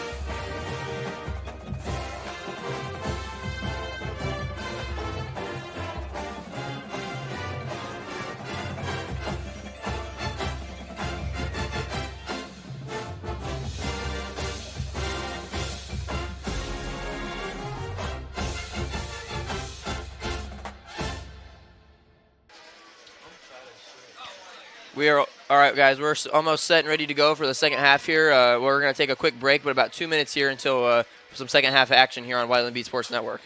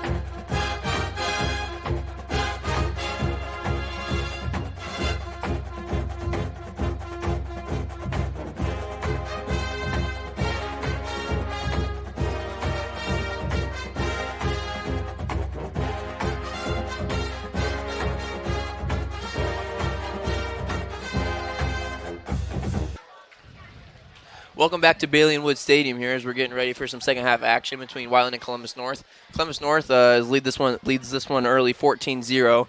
There was obviously the interception in the first quarter. Columbus North was able to take advantage of that and jump out to an early 8-0 lead, and then they had another touchdown in the second quarter off of a nice pass play. So it's 14-0 here. Columbus North will get the ball, start the second half. But Owen, kind of tell me what you saw from Whiteland here in the first half. Yeah, so their offense was pretty stagnant for the first quarter and a half, but near the end of the second quarter, they saw some good things in the run game. They got a lot of good jet sweeps and a lot of halfback draws through the middle. And for Columbus North, their offense was really good. They had 2 good touchdowns, especially their second one where they threw it deep, and there was practically no secondary in the back of the end zone. Yeah, we've kind of seen everything from that Columbus North offense tonight. The Whiteland defense has. So they will receive it'll be a kickoff from the 40-yard line here.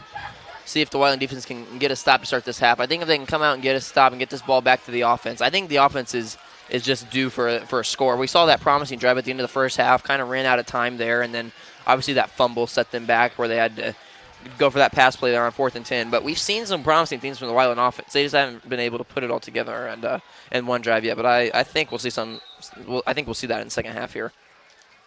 So looks like we are set and ready to go for the third quarter here. So set and kick. Nice kickoff there. That'll be caught out about inside his own 5-yard line. It will be returned from Columbus North. He'll cut back to the right side. He's got some space, cuts through, breaks a couple tackles. He will be tackled by 2 people there at the 25-yard line, though. Nice return for Columbus North there. Yeah, so that was a great run, or great return from Columbus North right there. Number 39 on Whiteland, Carnell Baker, was almost there on the tackle, but then he maneuvered around him to get some more yards. So Columbus North's going to start their offense on their own 26-yard line here. Wilson in the offense will come back out for another drive here. We've seen kind of all different types of formations from Columbus North. They've also, sometimes they'll hurry up and get on the line. Sometimes they'll take their time. They've they haven't really fallen into any patterns tonight, as they will come out here in the I form with Russell in the backfield. Wilson will send a man in motion, kind of like the sweeper for Whiteland. He'll take the snap. This is going to be an I-form handoff to Russell on the left side. He's got some space. He'll use it and cut forward for about 5 or 6 yards. Nice first down run there.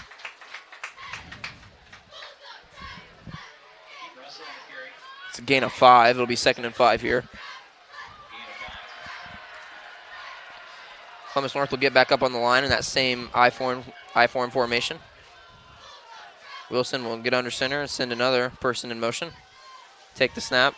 Hand it off. This time to Russell again. Not as much of a gain there. It's going to be 3rd down. So two handoffs to Russell to start the half.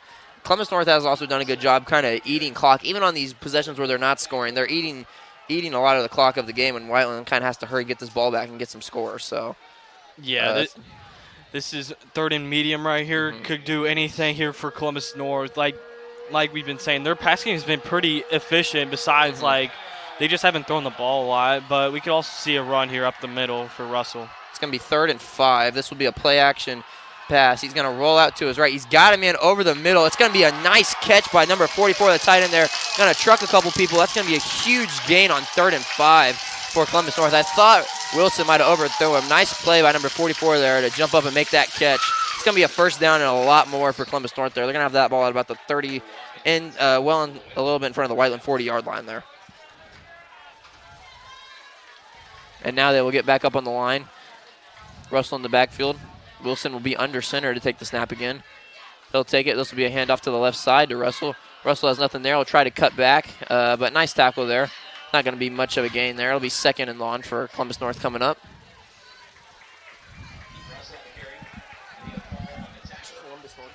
Columbus North roster.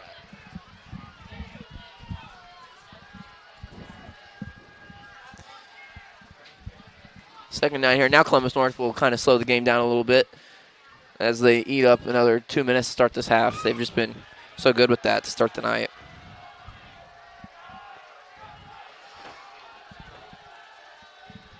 We'll be out of the I form here. Russell has the back again. Send a man in motion. He'll take the snap. This is going to be another play action pass rolling to his left. He will have number 44 again, but this time for a very short gain. Nice job there on the outside to limit the gain on that one. It'll be 3rd. That was probably only a gain of about a couple yards. It'll be 3rd and 7 or 8 here for Columbus North. Another 3rd down opportunity for this Warriors defense. Yeah, this is another opportunity. This is probably most likely going to be a pass with 3rd and long here. Wilson, he's been really efficient, been great out of the play action, rolling to his left or right. Yeah, that was another play action here. That was a nice tackle there by number 13, Liam Paul. It's going to be 3rd and 6 on the Warriors 33. So, again, not in field goal range for the Bulldogs. Let's see if this Whiteland defense can get a stop this time on 3rd down. Wilson will be out of the pistol with Russell behind him. He'll take the snap. He's looking to throw again. Another play-action pass. He's got room to run. He's going to take it. There's a flag down. He will throw. He's going to overthrow his receiver who was open downfield. Flag is down. It's going to be against Columbus North. We'll see if the Warriors want to go 3rd and long or just accept the 4th down. But since if they do decline this penalty and it's 4th and 6, you would assume Columbus North is going to go for it. So I wouldn't be surprised if Coach Fisher actually accepts this penalty to move them back even farther. And it looks like that is what he's going to elect to do here. So I think that was holding on Columbus North. Another penalty for them. This is a great thing for Coach Fisher, trusting in his guys to get another play, to get another stop and force a punt and try to get their offense going.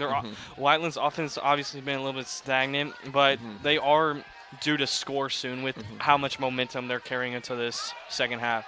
So it's going to be 3rd and 16 from the 43-yard line this time around. We'll see if Columbus North goes with another pass play here, or if they just kind of accept the 4th down and just hand this one off to Russell for punting field position. He'll be out of the pistol again. He's got 4 receivers. He's going to send one in motion. This will be a pass. He's rolling out to his right. He's under pressure, Cochran over there. And a hard hit on the right side. Nice tackle over there by number 5, Carter Watkins. Great play. It's going to be 4th down. They tried to go Wilson tried to take off and run there and ran right into Watkins. That was a hard hit there. It's going to be 4th down, and Columbus North is going to punt. Nice job by the Whiteland defense to get a stop to start this half out. Great play by Carter Watkins there with a huge hit. And now Whiteland will force Columbus North to punt here, try to give it back to their offense. Hopefully Caden Lee gives a great return here. Yeah, I was going to say, let's see if, since the offense has kind of had some of their struggles, if they can, get something started through this return here by Caden Lee, who we know is a dangerous returner. But no, that was a great tackle over there on that right side as Wilson tried to take off and turn that one upfield. So Columbus North will punt from the Whiteland 39. Another flag is down. It's going to be against Columbus North. I don't know if they took that one on purpose for punting position or if they just were not ready. It's going to be a delay game against them. So we've seen a lot of delay games here tonight from both sides. So now it's 4th and 17. They are going to punt from the Whiteland 44-yard line now. and that'll give Lee more space to work with. I don't think that was intentional by Columbus North. I really just don't think they were able to get set up in time. Delayed snap. Gets the punt off. It's a high one. Lee's going over. He's probably not going to be able to return this one. Have another flag down as the ball rolls out inside the 10-yard line. Another good punt there. We'll see who this flag is on and if it'll help the Warriors. It looks like this is going to be against the Warriors. So they're going to have to start pretty deep in their own territory here, unfortunately. But another opportunity for the offense here.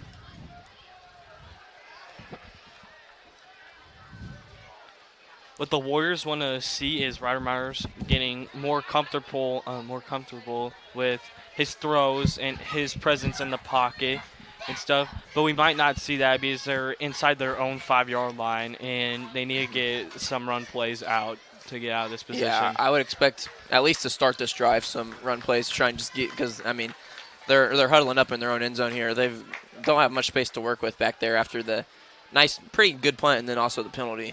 Didn't really help them there. So 14-0 here. Columbus North, even though, again, they didn't score, took about 5 minutes off the clock there with that drive.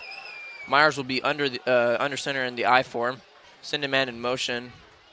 Looked like Columbus North jumped offside. It's a double motion. This will be a handoff up the middle to Yates. Not much of anything doing there. It's going to be, at most, a very short gain. Another 2nd and long coming up for the Warriors.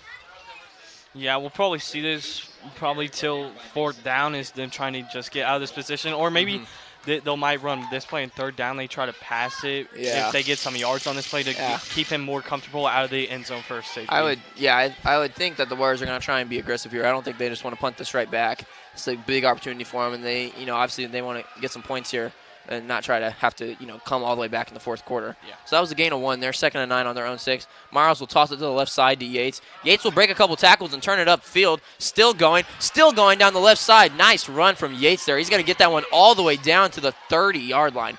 Great job there from Yates breaking tackles, flying down the sideline, and Whiteland is out of that bad field positioning. Great job by Yates there. It's been a great day for Yates. He's had multiple breakout runs to start this for the 2nd and 3rd quarter especially. And now we're seeing this rhythm again from the Warriors offense, and hopefully they try to do the same with their QB to try to get their game flowing a little bit more. And for those of you that don't know, Yates was a sweeper last year. He's obviously moved into the running back position here this year, and he's done a great job so far with that. As now 1st and 10 on the 29-yard line for the Warriors. Myers has a 2-back look now. Will take the snap. This is going to be a handoff to Guevara up the middle. Big hit in the middle. Big collision there. It's going to be a gain of about 2 or 3. And it'll be 2nd and 7 here.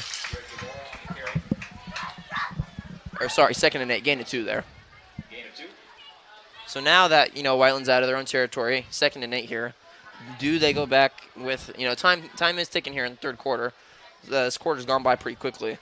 Do they go back to the pass plays here to try and get downfield? I'm still kind of waiting for that big, breakout play where, we obviously seen a couple with Yates tonight on the runs, but just that play where they go deep and kind of get this momentum back in the game. They're out of the I form here. Myers will hand off the sweep to the right side. That's Cameron Bryant. He's got lots of room to work with there. That's going to be a 1st down and a lot more. Down to about midfield. Nice run there from Cameron Bryant. That's the best of his young career. It's going to be a 1st down for the Warriors, and now they're at about the 50-yard line. So now we see the Warriors offense, even though they started deep in their own territory, starting to work here again. Yeah, great run from Cam Bryant, the freshman. He is really fast, winning state all three times in middle school. This is a great start for him, trying to get more comfortable with the play style with a lot of older and bigger guys here. Yeah, great run there. Great blocking on the outside, too. He had lots of space to work with there. So now 2-back look. Brown will go in motion, and this will be a sweep to Brown on the left side. He's got space to work with. He'll turn upfield for a 1st down and cut it across. Nice run there. That's back-to-back very successful jet sweeps for the Warriors, and the offense is really working right now.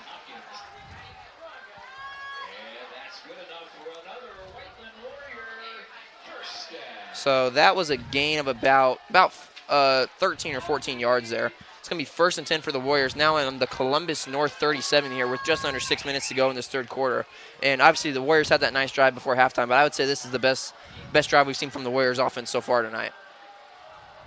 Still have yet to see a pass play this drive. I think maybe Coach Fisher's starting to trust that run game a little bit more.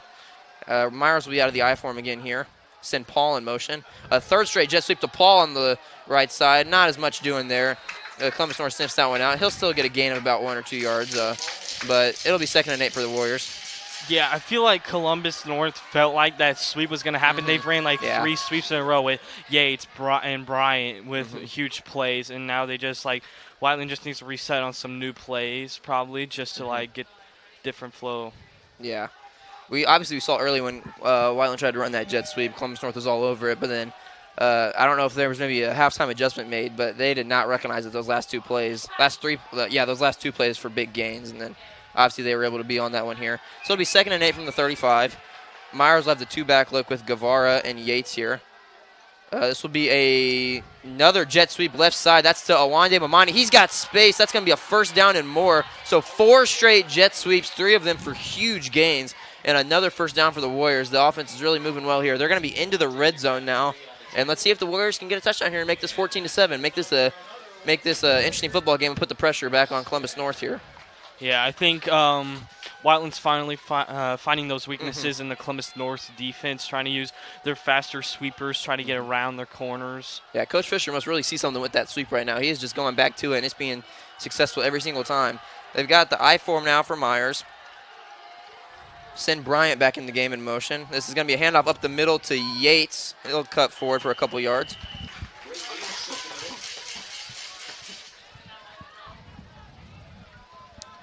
It's going to be probably 2 or 3 yards there. It'll be 2nd down.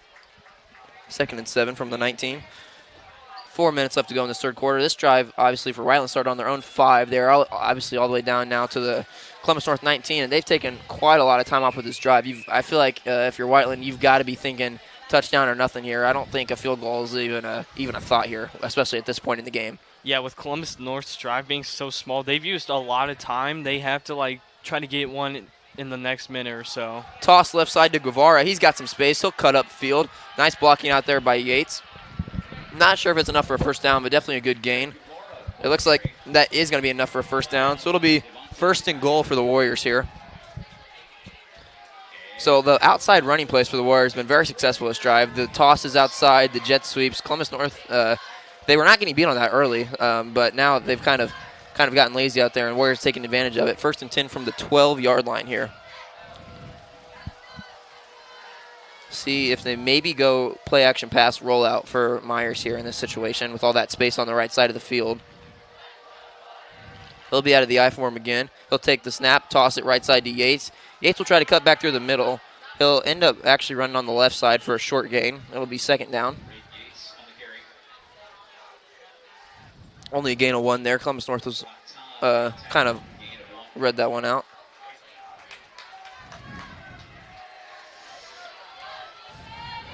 So Bryant will come back into the game for the Warriors. 2nd and 9 here. And now, we've only seen 2 drives this half, and both have taken lots of time. Well, the Columbus North drive took about 5 minutes. This Warriors drive started with 7.5 minutes, and now 2.5 minutes left in the quarter. Yeah, we could see that a lot with the next quarter because Columbus North's trying to waste time and keep the ball away from Whiteland.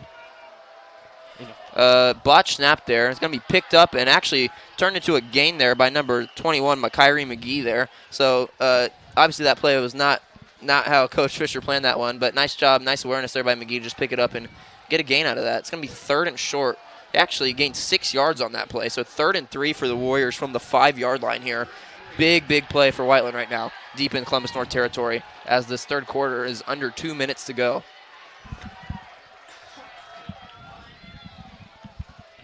See who the Warriors decide to go with here. They've got McGee and Guevara as the backs here. Myers will take the snap. QB sneak. They will push forward, continuing to push. I don't think he's in for a touchdown, but I think it should be enough for a 1st and goal. We could see the QB sneak again because they're really close to the goal line, and they just need some more help from the tailbacks and everything to push them to get that extra push in the touchdown. That's going to be a 1st down, so it's 1st and goal from the Warriors from the 1-yard line of Columbus North. I think you've got to be expecting a quarterback sneak here. We saw that a lot with Jonah Upchurch last year, and so far tonight Myers has been successful with it too. Myers is going to be out of the I-form. He actually is going to hand this one off to Guevara up the middle. Touchdown Warriors. Beautiful drive from the offense there, and it's going to be 14-6 hopefully 14-7 pinning the extra point. But what an awesome drive from the Warriors. Started on their own 5-yard line and went from one end of the field to the other, and they've made this a very interesting football game now. The thing is, they didn't even use a pass play at all during that drive. They have been sticking to the run game, and was very successful. As we await the extra point here from number 97 for the Warriors, Tristan Lester, the senior kicker. Caden Lee, the holder.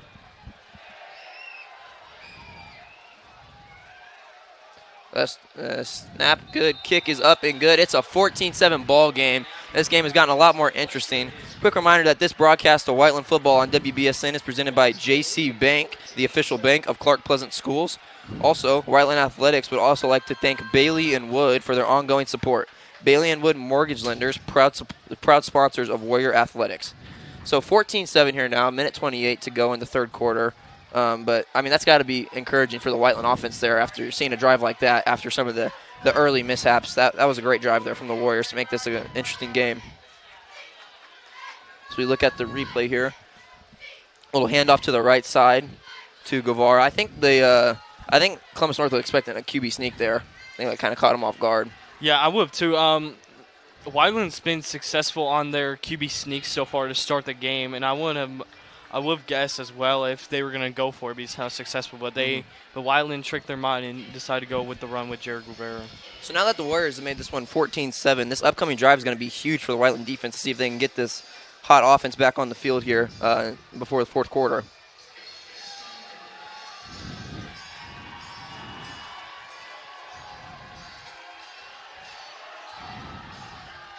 As Lester's ready to kick this one off. Whiteland could really use another stop here on defense, especially with there only being 15 and a half or 13 and a half minutes of total clock here.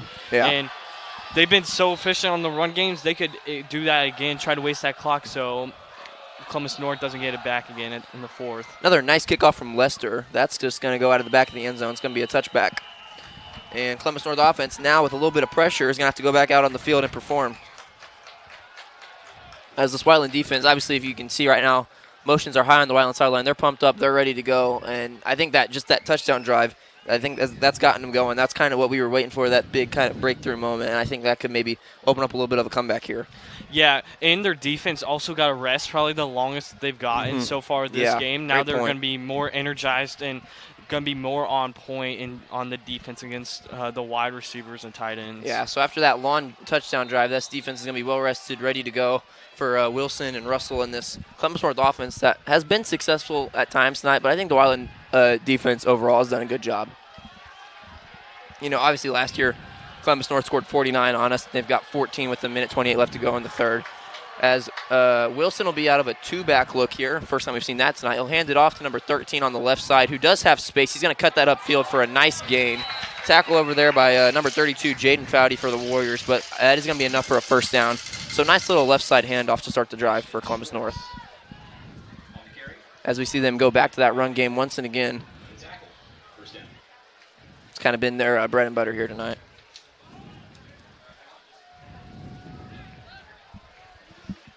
Now they're going to take their time getting back up to the line because they still have the lead. They're going to go back out of that two-back look again. Neither one of those backs is Russell right now. Wilson will take the snap. It'll be another handoff to 13 on the left side. This time that'll be sniffed out. Great play over there by number 35, Noah Cook for the Warriors. Short gain there. It's going to be second and long. Noah Cook's made some good plays here today, especially on the running back. He's had probably 2 TFLs, and him and Cochran have been in the backfield a lot so far. Another note is Guevara, after that touchdown, is not in on defense right now. Kind of getting a little nice break there. Jaden Fowdy's in for him as handoff right side. Be cut upfield by number 44. Big collision over there. It's going to be not enough for a first down. It's going to be medium yardage. It'll be about 3rd and 4 or 5. So a big opportunity for this Whiteland defense here. I don't know if Columbus North will elect to run this play before the third into the third quarter, but we'll see here. They don't have to. Game clock's at 20 seconds. Play clock's at 25 right now. So we'll see if they just select. It's going to be 3rd and 5 from their own 37. Huge play coming up. We'll see if they just elect to run this play, though, in the fourth quarter. Huge third down here for Whiteland, but they will just run out the clock here. Go into the fourth quarter. So that will do it for the third quarter. We'll be back with a huge play coming up for the start of the fourth quarter, but we're going to take a quick break here on Whiteland Beat Sports Network.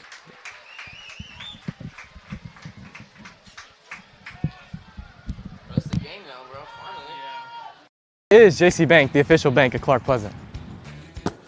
Our community bank has served Indiana since 1900. With our online banking and mobile deposit apps, we're with you whenever and wherever you want. Our treasury management suite helps businesses maximize returns and minimize fraud. And our wealth management team helps you graduate into retirement and leave a legacy for the ones you love. JC Bank, the official bank of Clark Pleasant Schools. Welcome back here to Bailey and Wood Stadium. Close game here as we get ready to start this fourth quarter. 14-7, Columbus North leads the Warriors. However, in that third quarter, the Warriors got to stop and were able to take a long touchdown drive to make this a 14-7 game, and they've got a big 3rd and 5 coming up here for Columbus North on their own 37-yard line. So we'll see if the Warriors are able to get a stop here and get this ball back for their offense who just scored. This is probably the biggest play for the Whitelands defense today, so far today, because since Whitelands offensive drives have been so long, they need to get as much time for their offense as possible, and they would really need a stop here. Big play here. It'll be the two-back look again without Russell in the game for Wilson. He'll take the snap. It'll be a handoff right side to number 13. He will be stopped, I think, short, but a second effort dive might have been enough for the first down. We'll see where they mark him. They are going to give him the first down. Nice effort there on the left side on that handoff. I think he was initially at first contact short, but kept fighting and was able to get that first down. Tough break for the Whiteland defense, but there's still more than enough time to get this ball back for their offense. And now Columbus North is going to try and eat some time here. Smart by them. They're going to wait here about just under fourth quarter, just beginning, and they're going to stay in this two-back look. They've ran this every play of this drive. It's been pretty successful for them. They've handed it off every time. Now a big blitz there. It's going to be another handoff left side out of that look. Nice tackle there on the left side though. Going to be a short gain there. Great TFL right there for Jared Guevara, who's also been a big impact on both sides of the ball. The sophomore, he's only going to get better. Yeah. He's been great, especially he was a little bit like on the in that backup role last year, but he's still gotten plays and stuff, and he's definitely converted to the starting role here for running back and linebacker. Yeah, you can just see his instincts at linebacker are great. It seems like every run play he's in the middle of it. As out of single back now, it'll be a play action pass for Wilson. He looks to roll out. Cochran chasing him, throws one, almost intercepted by Carter Watkins. Great coverage. That'll be incomplete. It's going to be 3rd and 11 here now with 10:50 and the clock stopped now for Columbus North there. Great job by Watkins though. He read that play the whole way. So another big 3rd down opportunity for this Warriors defense to try and get the ball back. Also great job by Andrew Cochran there, sniffing out that play action pass and putting Wilson under pressure. So huge play here for Whiteland's defense. Need a stop. Could definitely see a runner pass run for trying to use as much clock as they can, or like they try to get a first down here. 3 seconds on the play clock on this 3rd and 10. They will get the snap off. Wilson rolls out to his right, under pressure, will throw across the middle. It's caught. What? I think he got a first down. It was, again, initially short. Looks like the ball is out, though, and I think the Warriors got it. It was a fumble, so the pass was caught and he was able to push forward for a first down, but then the ball was stripped out and recovered by the Warriors. We'll see what the refs call here. Whiteland's acting like they recovered that football. So, nope, they're not going to get that one. It says before the snap timeout. That was an interesting play because it seemed like some people, when he snapped that ball, like when the receiver caught it for Columbus North, he didn't seem to think the play was live. He kind of just stood there. So I think because that play clock was running down on Columbus North before that big 3rd down. So they were able to get that timeout off. So it's just going to be 3rd and 10 from the 43 here. But crazy turn of events there. This broadcast of Whiteland football on WBSN is presented by JC Bank, the official bank of Clark Pleasant Schools. Whiteland Athletics would also like to thank Bailey and Wood for their ongoing support. Bailey and Wood Mortgage Lenders, proud sponsors of Warrior Athletics. So, little timeout here from Columbus North. They've got 2 remaining. Whiteland still has all 3. But yeah, no, that was a crazy play there. Thought Warriors seemed to think that they got that ball back because he did fumble it after he made the catch. the crazy part is that he was like halfway there to the marker, and then he got pushed by his teammates into it, and then it looked like he was down by contact, which ruled by the refs he was. But then Liam Paul for Whiteland came out with the ball, so then Whiteland thought they had the ball, which just made a whole big confusion for the refs. Just a lot going on there, but regardless, it is just going to be a timeout. So still 3rd and 10 here on their own 43, and another still that big opportunity for the Whiteland defense to get off the field here. And it looks like Wilson is going to be alone in the backfield here. This is going to be out of the shotgun. 5 receivers for him, 3 to his right, 2 to his left. Big play here. He'll take the snap. He's going to roll out to his right. He's looking to throw. He's under pressure again. He will throw deep. Watkins is under that one. It's going to be intercepted by number 13, Liam Paul. He's going to return it. He's got blockers on the left side. He's going to cut it backfield, still going around midfield. He's going to be brought down at the 50-yard line. Huge play for this Whiteland defense, and they are well back in this game. The offense will be back on the field at the 50. Just a bad play there from the Columbus North offense. They seem to have miscommunication, kind of like what Whiteland had earlier, and Whiteland's going to be able to take advantage of it. Nice play there by Liam Paul to get that interception. So now the Warriors offense is back, and they've got great field positioning here. Great play for Whiteland. They definitely have enough time to get a touchdown based on how long their last drive was. It was also a huge momentum shift by the interception of Liam Paul, and now Whiteland also has great field positioning, and now this is just a huge momentum shift, and now they are right back in this game. Yeah, you can feel the momentum is on the Warriors side right now. The touchdown and then now that interception. Offense is back on the field. Myers will send Brown in motion out of the 2-back look. It'll be a sweep to Brown on the outside. Columbus North is all over it. Brown breaks a couple tackles, though. He will turn that into a positive gain. Great job by Chris Brown there. On the outside, he broke 2 tackles so that wouldn't be a loss and turned that into about a 5-yard gain. As we look at the replay here on that interception by Liam Paul, just completely overthrown. Not really a receiver in the area. Paul's able to get that one, and then nice job by the Warriors defense to get out and block for him. He's able to take that one from about his own 15 all the way to midfield. So that was a gain of 7 yards by Brown on that play. Great job there. It's going to be 2nd and 3 from the Columbus North 43, and with about 10 minutes and 27 seconds left here. Warriors are going to be out of that 2-back look again. Bryant will come in motion. This will be a handoff to Guevara up the middle, and Columbus North is all over that one. I think Guevara maybe was able to get back to the line of scrimmage, but it's going to be 3rd down here for the Warriors. We can definitely see another run play. It's 3rd and short. They've been really consistent on the run game. They haven't even thrown a pass this second half yet, so I think they might just stick to it and go with another run. Probably another swoop that they've been really done well on, especially from Chris Brown. That play was amazing for him. So it's 3rd and 2 now. Big play here, just under 10 minutes to go. Myers will take the snap. It'll be a handoff up the middle to Yates. I don't think he was able to get it. It looks like it's going to be 4th and 1.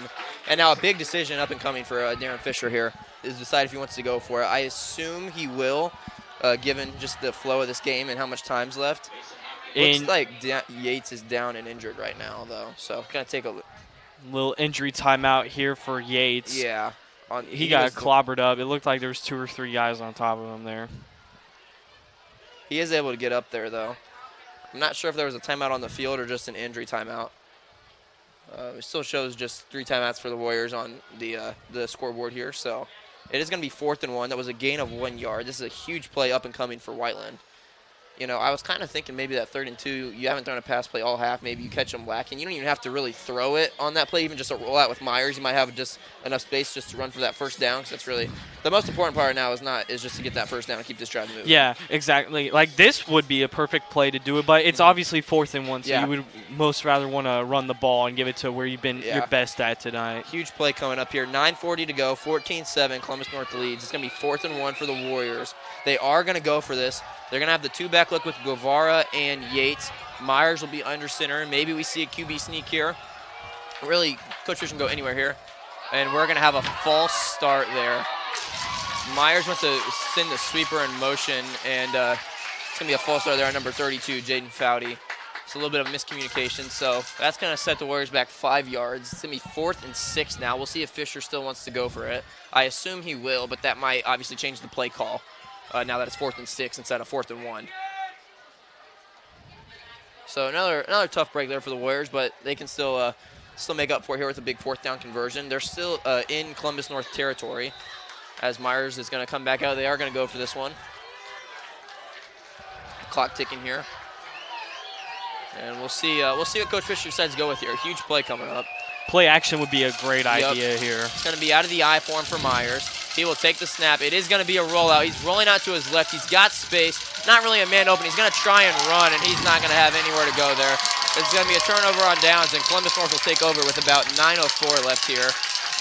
Not a bad play from Myers. He rolled out to his left. There was no receivers open. Just tried to make something happen with his legs, but wasn't able to make it happen there.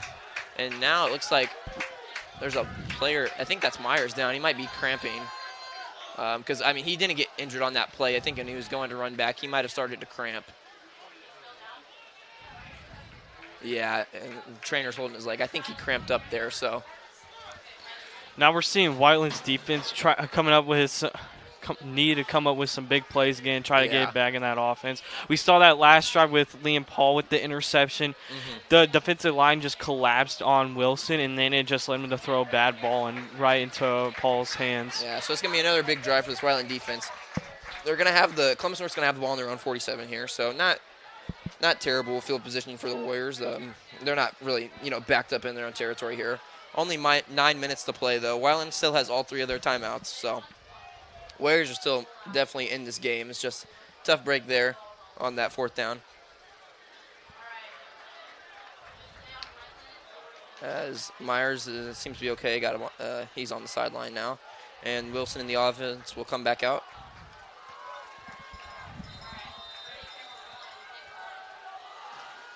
Russell is back out there for Columbus North. Hadn't seen him in a while. He was so productive in that first half, and then they went to that 2-back look and kind of left him out for a while. He is back in there, though, to the left of Wilson. Wilson's out of the shotgun. 1st and 10, he'll take the snap, and they'll go right to Russell. Great play out there by Jared Guevara. Blitzed through the middle on that one, sniffed that one out. That's going to be a loss of yards. Another great instinct play there from the sophomore linebacker, and it's going to be 2nd and 13 for Columbus North. Yeah, I mainly think they brought Russell back out is because they're more sure that they're going to run the ball to chew out the clock and stuff, but it didn't work there with Guevara blowing up the play. Great tackle. So now 2nd and 13 for Columbus North. They're going to be out of the I form here. Russell's still in the game. Guevara showing blitz again here. They'll take the snap. This will be another handoff to Russell. Up the middle. Russell will make a couple guys miss. He'll run into Caden Lee and be pushed down short of the 1st down marker there. It'll be about 3rd and 4. Nice job by Russell there to break a couple tackles, though, and turn that into a positive gain as Whiteland was blitzing hard there. So that's a gain of 10. 3rd and 3 from the Warrior 46 here with about 8 minutes to go. Another big play here for this Whiteland defense. I would assume Columbus North's going to try and run for this 1st down here, but you don't know. You never know. So they're going to obviously waste some time here. They've got 18 seconds on the play clock, trying to eat as much time as they can here. They'll be out of the I form again. Russell in the backfield. Wilson takes the snap. He's going to hand it right off to Russell up the middle. Not able to make the tackle. Russell's going to turn that into a 1st down. Number 33, Brady Lips, was back there. Just couldn't make the tackle there as he was being blocked. So 1st down for Columbus North. But it looks like there's a penalty marker down. So I think Whiteland's going to get another chance here. It is going to be a penalty marker, so 3rd down again. It's going to be holding, so that's a 10-yard penalty. 3rd and 13 now for Whiteland. Huge break for the Warriors there after Russell was able to get that 1st down. I think it would still be the same type of play here. I mean, having a pass would be smart to try to get a 1st down, but I don't think they're trying to do that. You're up a touchdown. Yeah. You need to try to chew the clock so they have the least amount of time as possible. So we can definitely see Russell get the ball back here. And I think Columbus North has trust in their defense. They've only given up 7 points tonight, but I mean, Whiteland has, they've had some big plays against them, and obviously, you don't just want to just hand it right back to them, but at the same time, you don't want to try and, get fancy here and try and make a big play on 3rd and 13 and throw another interception. So interesting play call coming up here. They're going to be out of the I form again, which normally that would be a run. We might see a play action pass here from Wilson. We'll see what they decide to do. 7.5 minutes and running here, about 15 seconds on the play clock. Another big play for this Whiteland defense. And Wilson take the snap. This is just going to be a handoff left side to Russell. Another great play. Jared Guevara over there. He is being a beast tonight on defense. Nice play. That's not even going to be a very small gain. This Whiteland offense is going to get the ball back with 3 timeouts and about 7 minutes to work with. That was the perfect play there for Whiteland there. You got the stop first off. You pushed them a yard back, and now you have Hardacre being the returner trying to get some more leeway and trying to get a return here. But that wasn't a bad call by Columbus North. Russell had space on that left side, and then Guevara just kind of came out of nowhere and was able to trip him up by the ankles and make that big play. So obviously a huge drive for the junior quarterback Myers and the offense coming up here as the punt pass is bounces. It's a pretty decent punt. It's going to bounce backwards. Columbus North will grab it at about a little past the 20, in between the 20 and 25-yard line. There's 6 minutes, 21 seconds to play for this Warriors offense. They've got plenty of time to go down the field here. But, obviously you don't really want to give the ball back to the Columbus North here without tying this game up if you're Whiteland. So you might see maybe go for it on 4th down if they're decently close, regardless of field positioning here. But we'll see what Coach Fisher likes to do with 6 minutes, 21 seconds down, a touchdown. Definitely could see some passes here. You're in that point in the game where you got to trust your guy, your QB, to make some huge plays, huge passes and everything. Yeah, but just what a great second half for Whiteland so far. They were down 14-0 at the half. Got a young team, and they fought back. The defenses look great. The offense has scored a touchdown, and they've got a chance to win here. Ryder will send Bryant in motion. It will be handed off to Bryant. He's going to be tackled for a huge loss there. Jet sweep was sniffed out by Columbus North, so rough start to the drive for the Warriors. They tried to go back to that jet sweep, which they had success with earlier, but that's going to be a loss of probably about 5 yards there for Bryant. Maybe for Whiteland, this is your sign that got to try a different game with the pass. Yeah. There was only one pass play that they had this half, and they didn't even throw it on it. They tried to run with it because there was nobody open. But I think this is the time where they might need to try something different. Under 6 minutes to go, and you got second. That was a loss of 7, so 2nd and 17 here. I think you might have to see a pass here. Try and get back into this. He'll send Brown in motion. He'll hand it off to Yates up the middle. Yates will make a couple guys miss and, scamper forward for a couple yards. It's still going to be 3rd and long coming up, though. And I think it might be time for that pass play or maybe another jet sweep for the Warriors. We'll see what Fisher elects to do here. A little under 5.5 minutes. That was a gain of 4. So 3rd and 13 for the Warriors on their own 22 here. Another big play coming. And Whiteland does have all 3 timeouts, but time is ticking on the Warriors here. The thing is, if they don't get this first down here, are they going to go for it? They still have all 3 of their timeouts for, defense and stuff. So this could be a very impactful play here for Whiteland. Myers isn't a pass formation. He is going to drop back to pass, roll out to his right. Pump fakes, looking to throw. He'll throw it downfield, looking for Guevara. That's going to bounce into his hands, incomplete. It's going to be 4th and 13. 4:53 to play. Now here's the big question. Do you try and go for this, or do you punt with your 3 timeouts, trust your defense to get a stop, and give your offense one more chance? Because obviously if you do go for this and you don't get it, Columbus North is in prime position to score. So looks like they're going to punt. Yeah, it seems like they're going to punt. Which I think is probably the right decision. You got all 3 timeouts and a little under 5 minutes to play. But obviously, if your defense isn't able to get off the field, then your offense might not see the field again. So, I know this is a little bit off topic, but did you see Jaden Fowley's block? He picked the dude up and slammed him to the ground. Yeah, great job there. So it'll be a punt for Yates. That's Makiri McGee, actually. McGee. It's going to bounce good. Nice little bounce there. It's going to roll to about the 45. So Columbus North will start in Warrior territory. We'll see if the Whiteland, Coach Fisher putting his trust in the Whiteland defense here will pay off and they can get one more chance here for this offense to try and tie this game up here late. 4:42 to play here for the Warriors. Big thing here. Got to see if Whiteland's defense can come up big again. Yeah, biggest possession of the season so far for the Warriors as they try to give this offense another chance. 1st and 10 from the 46 for Wilson and the Columbus North offense. I would expect probably a lot more run plays here because, Columbus North's trying to eat some time here, and if they elect to pass and it's incomplete, that stops the clock and kind of gives Whiteland a free timeout here. Wilson will be out of the I form. Doesn't look like Russell's back there. I think it's number 13, who's been a good secondary back for him tonight. It'll be a handoff left side. Guevara tries to blitz it, but isn't able to get there. It's going to be a nice gain to start the drive. Not enough for a first down, but about 8 or 9 yards to start this drive for Columbus North. And it seems Whiteland is not going to use her timeout. The clock's still running. It's probably because it was a bigger yard of a play there, so they're trying to save it, see what this play happens. I think that's the right call there, especially with a gain of 8 on 1st and 10. It's going to be 2nd and 2 from the 38. I form again for Columbus North. 13 still back there for him.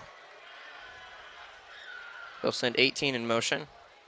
Take the snap, hand off left side, another run. I don't think he was able to get the first down there. He'll be driven back by the pile. Looks like it'll be 3rd and 1 here coming up as the clock runs under 4 minutes here. We'll see where they plant this one. It's going to be 3rd down, I'm pretty sure. Now they're going to have a timeout on the field to, I think, bring the chain gain out and see, because it was close there. The ref closest to us was saying 3rd down, but then the marker said 1st down, so we'll see what the call is here. I thought it looked like in the middle. I thought it would be like 3rd and short, really, like 3rd and 1 around that range. As they are going to bring them out here to see if that was enough for a 1st down, or if it's going to be 3rd and short here. 3:39 on the clock. That will stop the clock for the Warriors. And they will set it up. And that will be just enough for a 1st down. As you see there, that is very close. I think it's better that was a 1st down, though, because if it's 3rd and short, Whiteland uses a timeout, and then they get the 1st down, then you only have 2 timeouts left, and they can eat pretty much the rest of this game clock. Yeah, definitely. So gives Whiteland another chance to use their 2 timeouts and actually get the stop here. 1st and 10 from the 36 now for Columbus North, as Russell will come back into the game. It'll be that 2-back look again for him. Wilson will be out of the shotgun this time, 1st and 10. He'll take the snap. It's going to be handoff left side to Russell. He's got some space. He'll cut back through the middle, get another good gain, probably 5 or 6 yards there. So just good 1st down running from Columbus North. It's made it tough on Whiteland trying to get off the field. That was a gain of 7, so 2nd and 3 now from the 29. Ticking to about 3 minutes and 10 seconds left here. Coach Fisher still not used any of his timeouts left, still has all 3 left if that offense is able to get back out on the field. Yeah, I think it's kind of like the same thing as last time. They're trying to see like what happens this play to see if they want to use a timeout or not. Columbus North will be out of the I form here.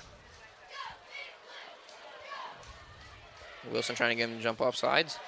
He'll take the snap, hand it off to Russell again through the middle. Russell's got space. He'll cut back to a couple people. I think that'll be enough for a 1st down. And it will be. They're going to move the chains. 2:41 on the clock. We'll see if Coach Fisher uses timeout now. He will elect to use it, his 1st of 3 with 2:41. It'll be 1st and 10 from the 25 for Columbus North.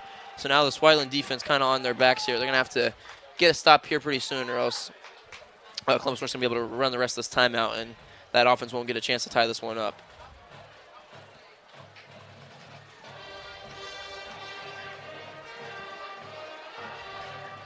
I think you can probably expect run plays here if you're Whiteland and just kind of blitz, I would expect. And if they pass, then, kind of it is what it is. But I would highly doubt that they would do that here. So we're going to take a quick break here on Whiteland Beat Sports Network before we come back for this 1st and 10 from the 25-yard line. This is brought to you by Taylor's Farm Market, a proud sponsor of Whiteland Warrior basketball on WBSN. From tomatoes to blackberries to zucchini and more, Taylor's Farm Market has been supplying fresh fruits and produce to families for over 50 years. They work tirelessly to be able to provide for the local community for when the fall and winter come. Located at 2434 East 750 North, stop by for the very best deals on quality produce. Taylor's Farm Market, a proud supporter of WBSN.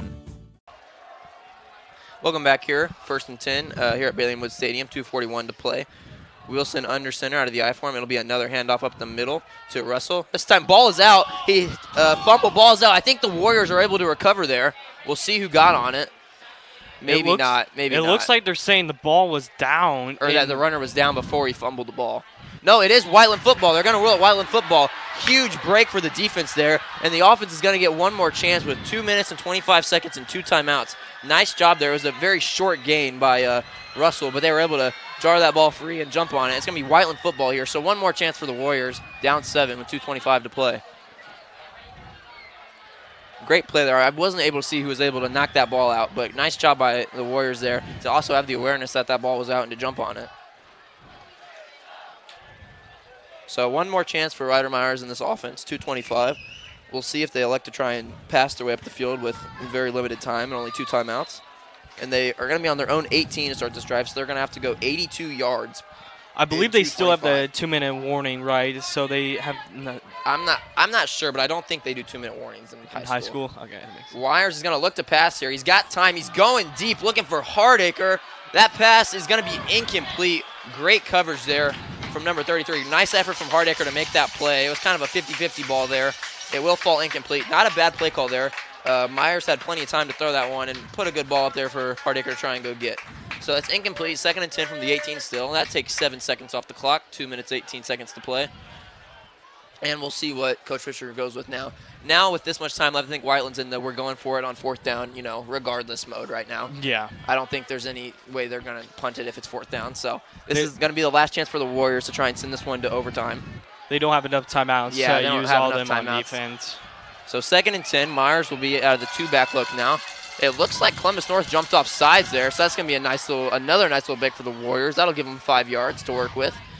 It'll be 2nd and 5 from the 23 now. So another penalty for this Columbus North defense. And now we'll see if Fisher decides to go with the new play call now that he's got less yardage to get here for that 1st down. But, yeah, and if you're Coach Fisher right now, you're just trying to find plays. You got to get chunk plays here to get down the field quickly. You can't really run your normal offense where you kind of slowly work your way down the field. They have to kind of try and go quick here. So they'll be in the 2-back look here again. We got Watkins over there at receiver. Looks like another jump off sides. Nope, they don't call it. Up the middle is Guevara.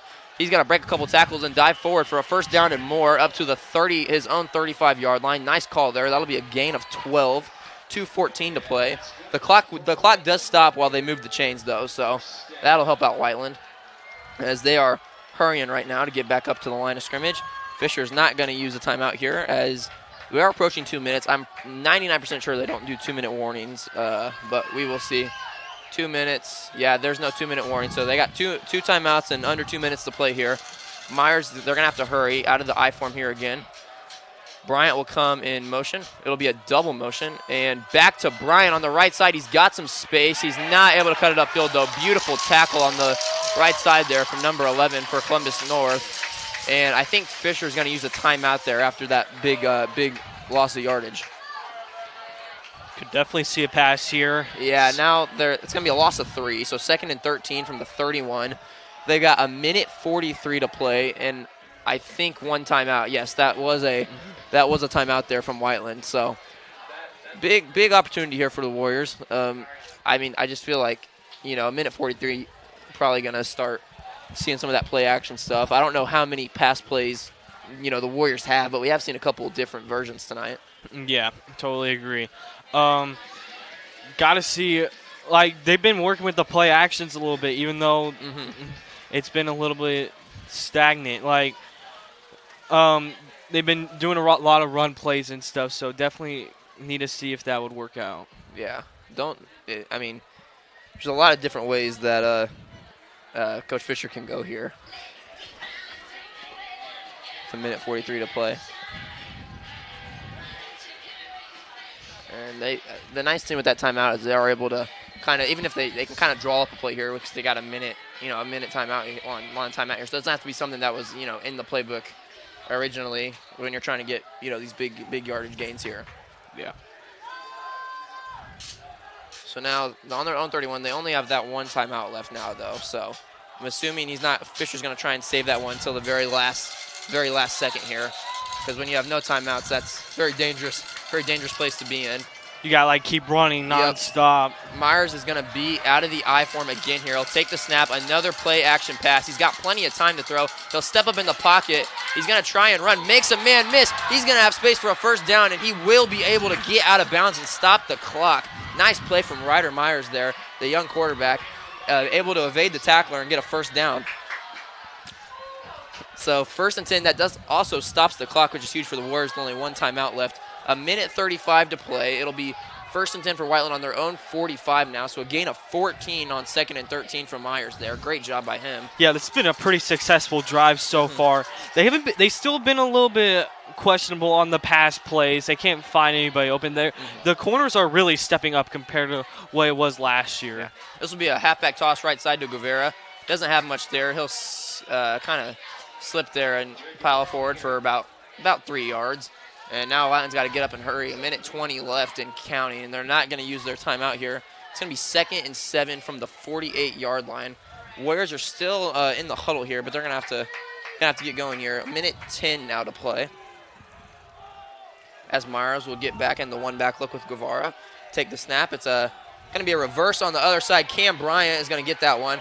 Doesn't have anywhere to go. He'll make a couple guys miss and get a very small gain there, but trying to go reverse, get the defense shifted. It's not going to work for a huge play like probably Coach Fisher was hoping for there. Still a gain, though. It'll be 3rd down. It looked like Jaden Foudy got pushed into his leg there. That definitely stopped them from getting a little bit more yards on that. As Andrew Cochran was down on that play, he'll come off shortly. 3rd and 5 from the 50 right now. 56 seconds to play. Warriors still got that one timeout left, and the refs have just signaled to run the clock, so the Warriors need to hurry up here. 50 seconds left. Warriors are still in the huddle. They're going to have to hurry up here. Coach Fisher's not using that timeout right now. 40 seconds left. And now Coach Fisher is going to try and signal for that timeout. I'm not sure if he wanted that one earlier because there was obviously no urgency there from the Whiteland offense. I think they might have thought he already had called that timeout there. So right now there's 38 seconds on the clock, and he just used his last timeout. I don't know if they'll add some time back there, or there might have been just a miscommunication there ahead of that big 3rd and 5 from midfield. If that is a miscommunication, that's really hard to go through. 18 seconds is a lot of time. Yeah. That's definitely still an extra play if it's in bounds and stuff. But if it's out of bounds, you definitely got like 1 or 2 plays especially. I mean, they just 12 valuable seconds just ran off the clock there, unfortunately, for the Warriors. But still, they're still in good position to score. Obviously, no timeouts now. So if they are get tackled inbounds, they're probably right now during this time, but I would assume have about 3 plays already called, so they don't have to try and communicate that in such a big hurry here with no timeouts left. But this is the last chance for this Whiteland offense. We'll see. Obviously, I'm probably expecting some big passes here. Try to go downfield. Yeah. Kyler Hardacre and Liam Liam Paul will need to be big plays here. 3rd and 5 from the 38 seconds to go from the 50-yard line. Myers will take it from under center with Guevara behind him. He's going to drop back to throw. He's got Caden Lee wide open. He will hit him. That'll be caught for a 1st down. Lee is not able to get out of bounds, though, so he'll have to get up and hurry. And Lee is down with an injury. It looks like Lee's leg got hit on that play, so that will stop the clock. Hopefully he's okay. Nice catch by him for the 1st down. He's down at the that was a gain of 8, so Whiteland down to the 42-yard line. So the Warriors with no timeouts left. We'll get a little break here with that injury, but hopefully he's all right. Might be another cramp for him, too. Yeah, you can see the trainer pulling on his leg and stuff. So this broadcast of Whiteland football on WBSN is presented by JC Bank, the official bank of Clark Pleasant Schools. Whiteland Athletics would also like to thank Bailey & Wood for their ongoing support. Bailey & Wood Mortgage Lenders, proud sponsors of Warrior Athletics. So 33 seconds left here. Warriors 42 yards away from that game-tying touchdown with no timeouts. They get like a kind of a built-in timeout there with that injury. And now we'll see if they go back to another pass play. Now a flag has just been thrown. I'm not sure what that's all about.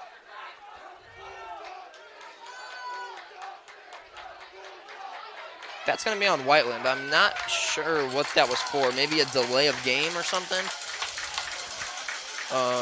But that's going to move them back very far. I'm not sure what that was, unfortunately. Never mind. Now the referee's going back. So I'm not really sure what happened there.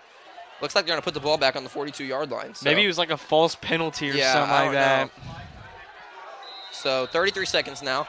See Kyler Hardacre one-on-one right here with the corner. Clock is running. Myers needs to take the snap pretty quickly. About 25 seconds. They'll send Paul in motion. This is going to be another pass rolling out to the left side. He's got Paul open over there. He'll make the catch and get over to the left side. He's not able to get out of bounds, though, so he needs to get up and hurry. 15 seconds to play. They need to spike it.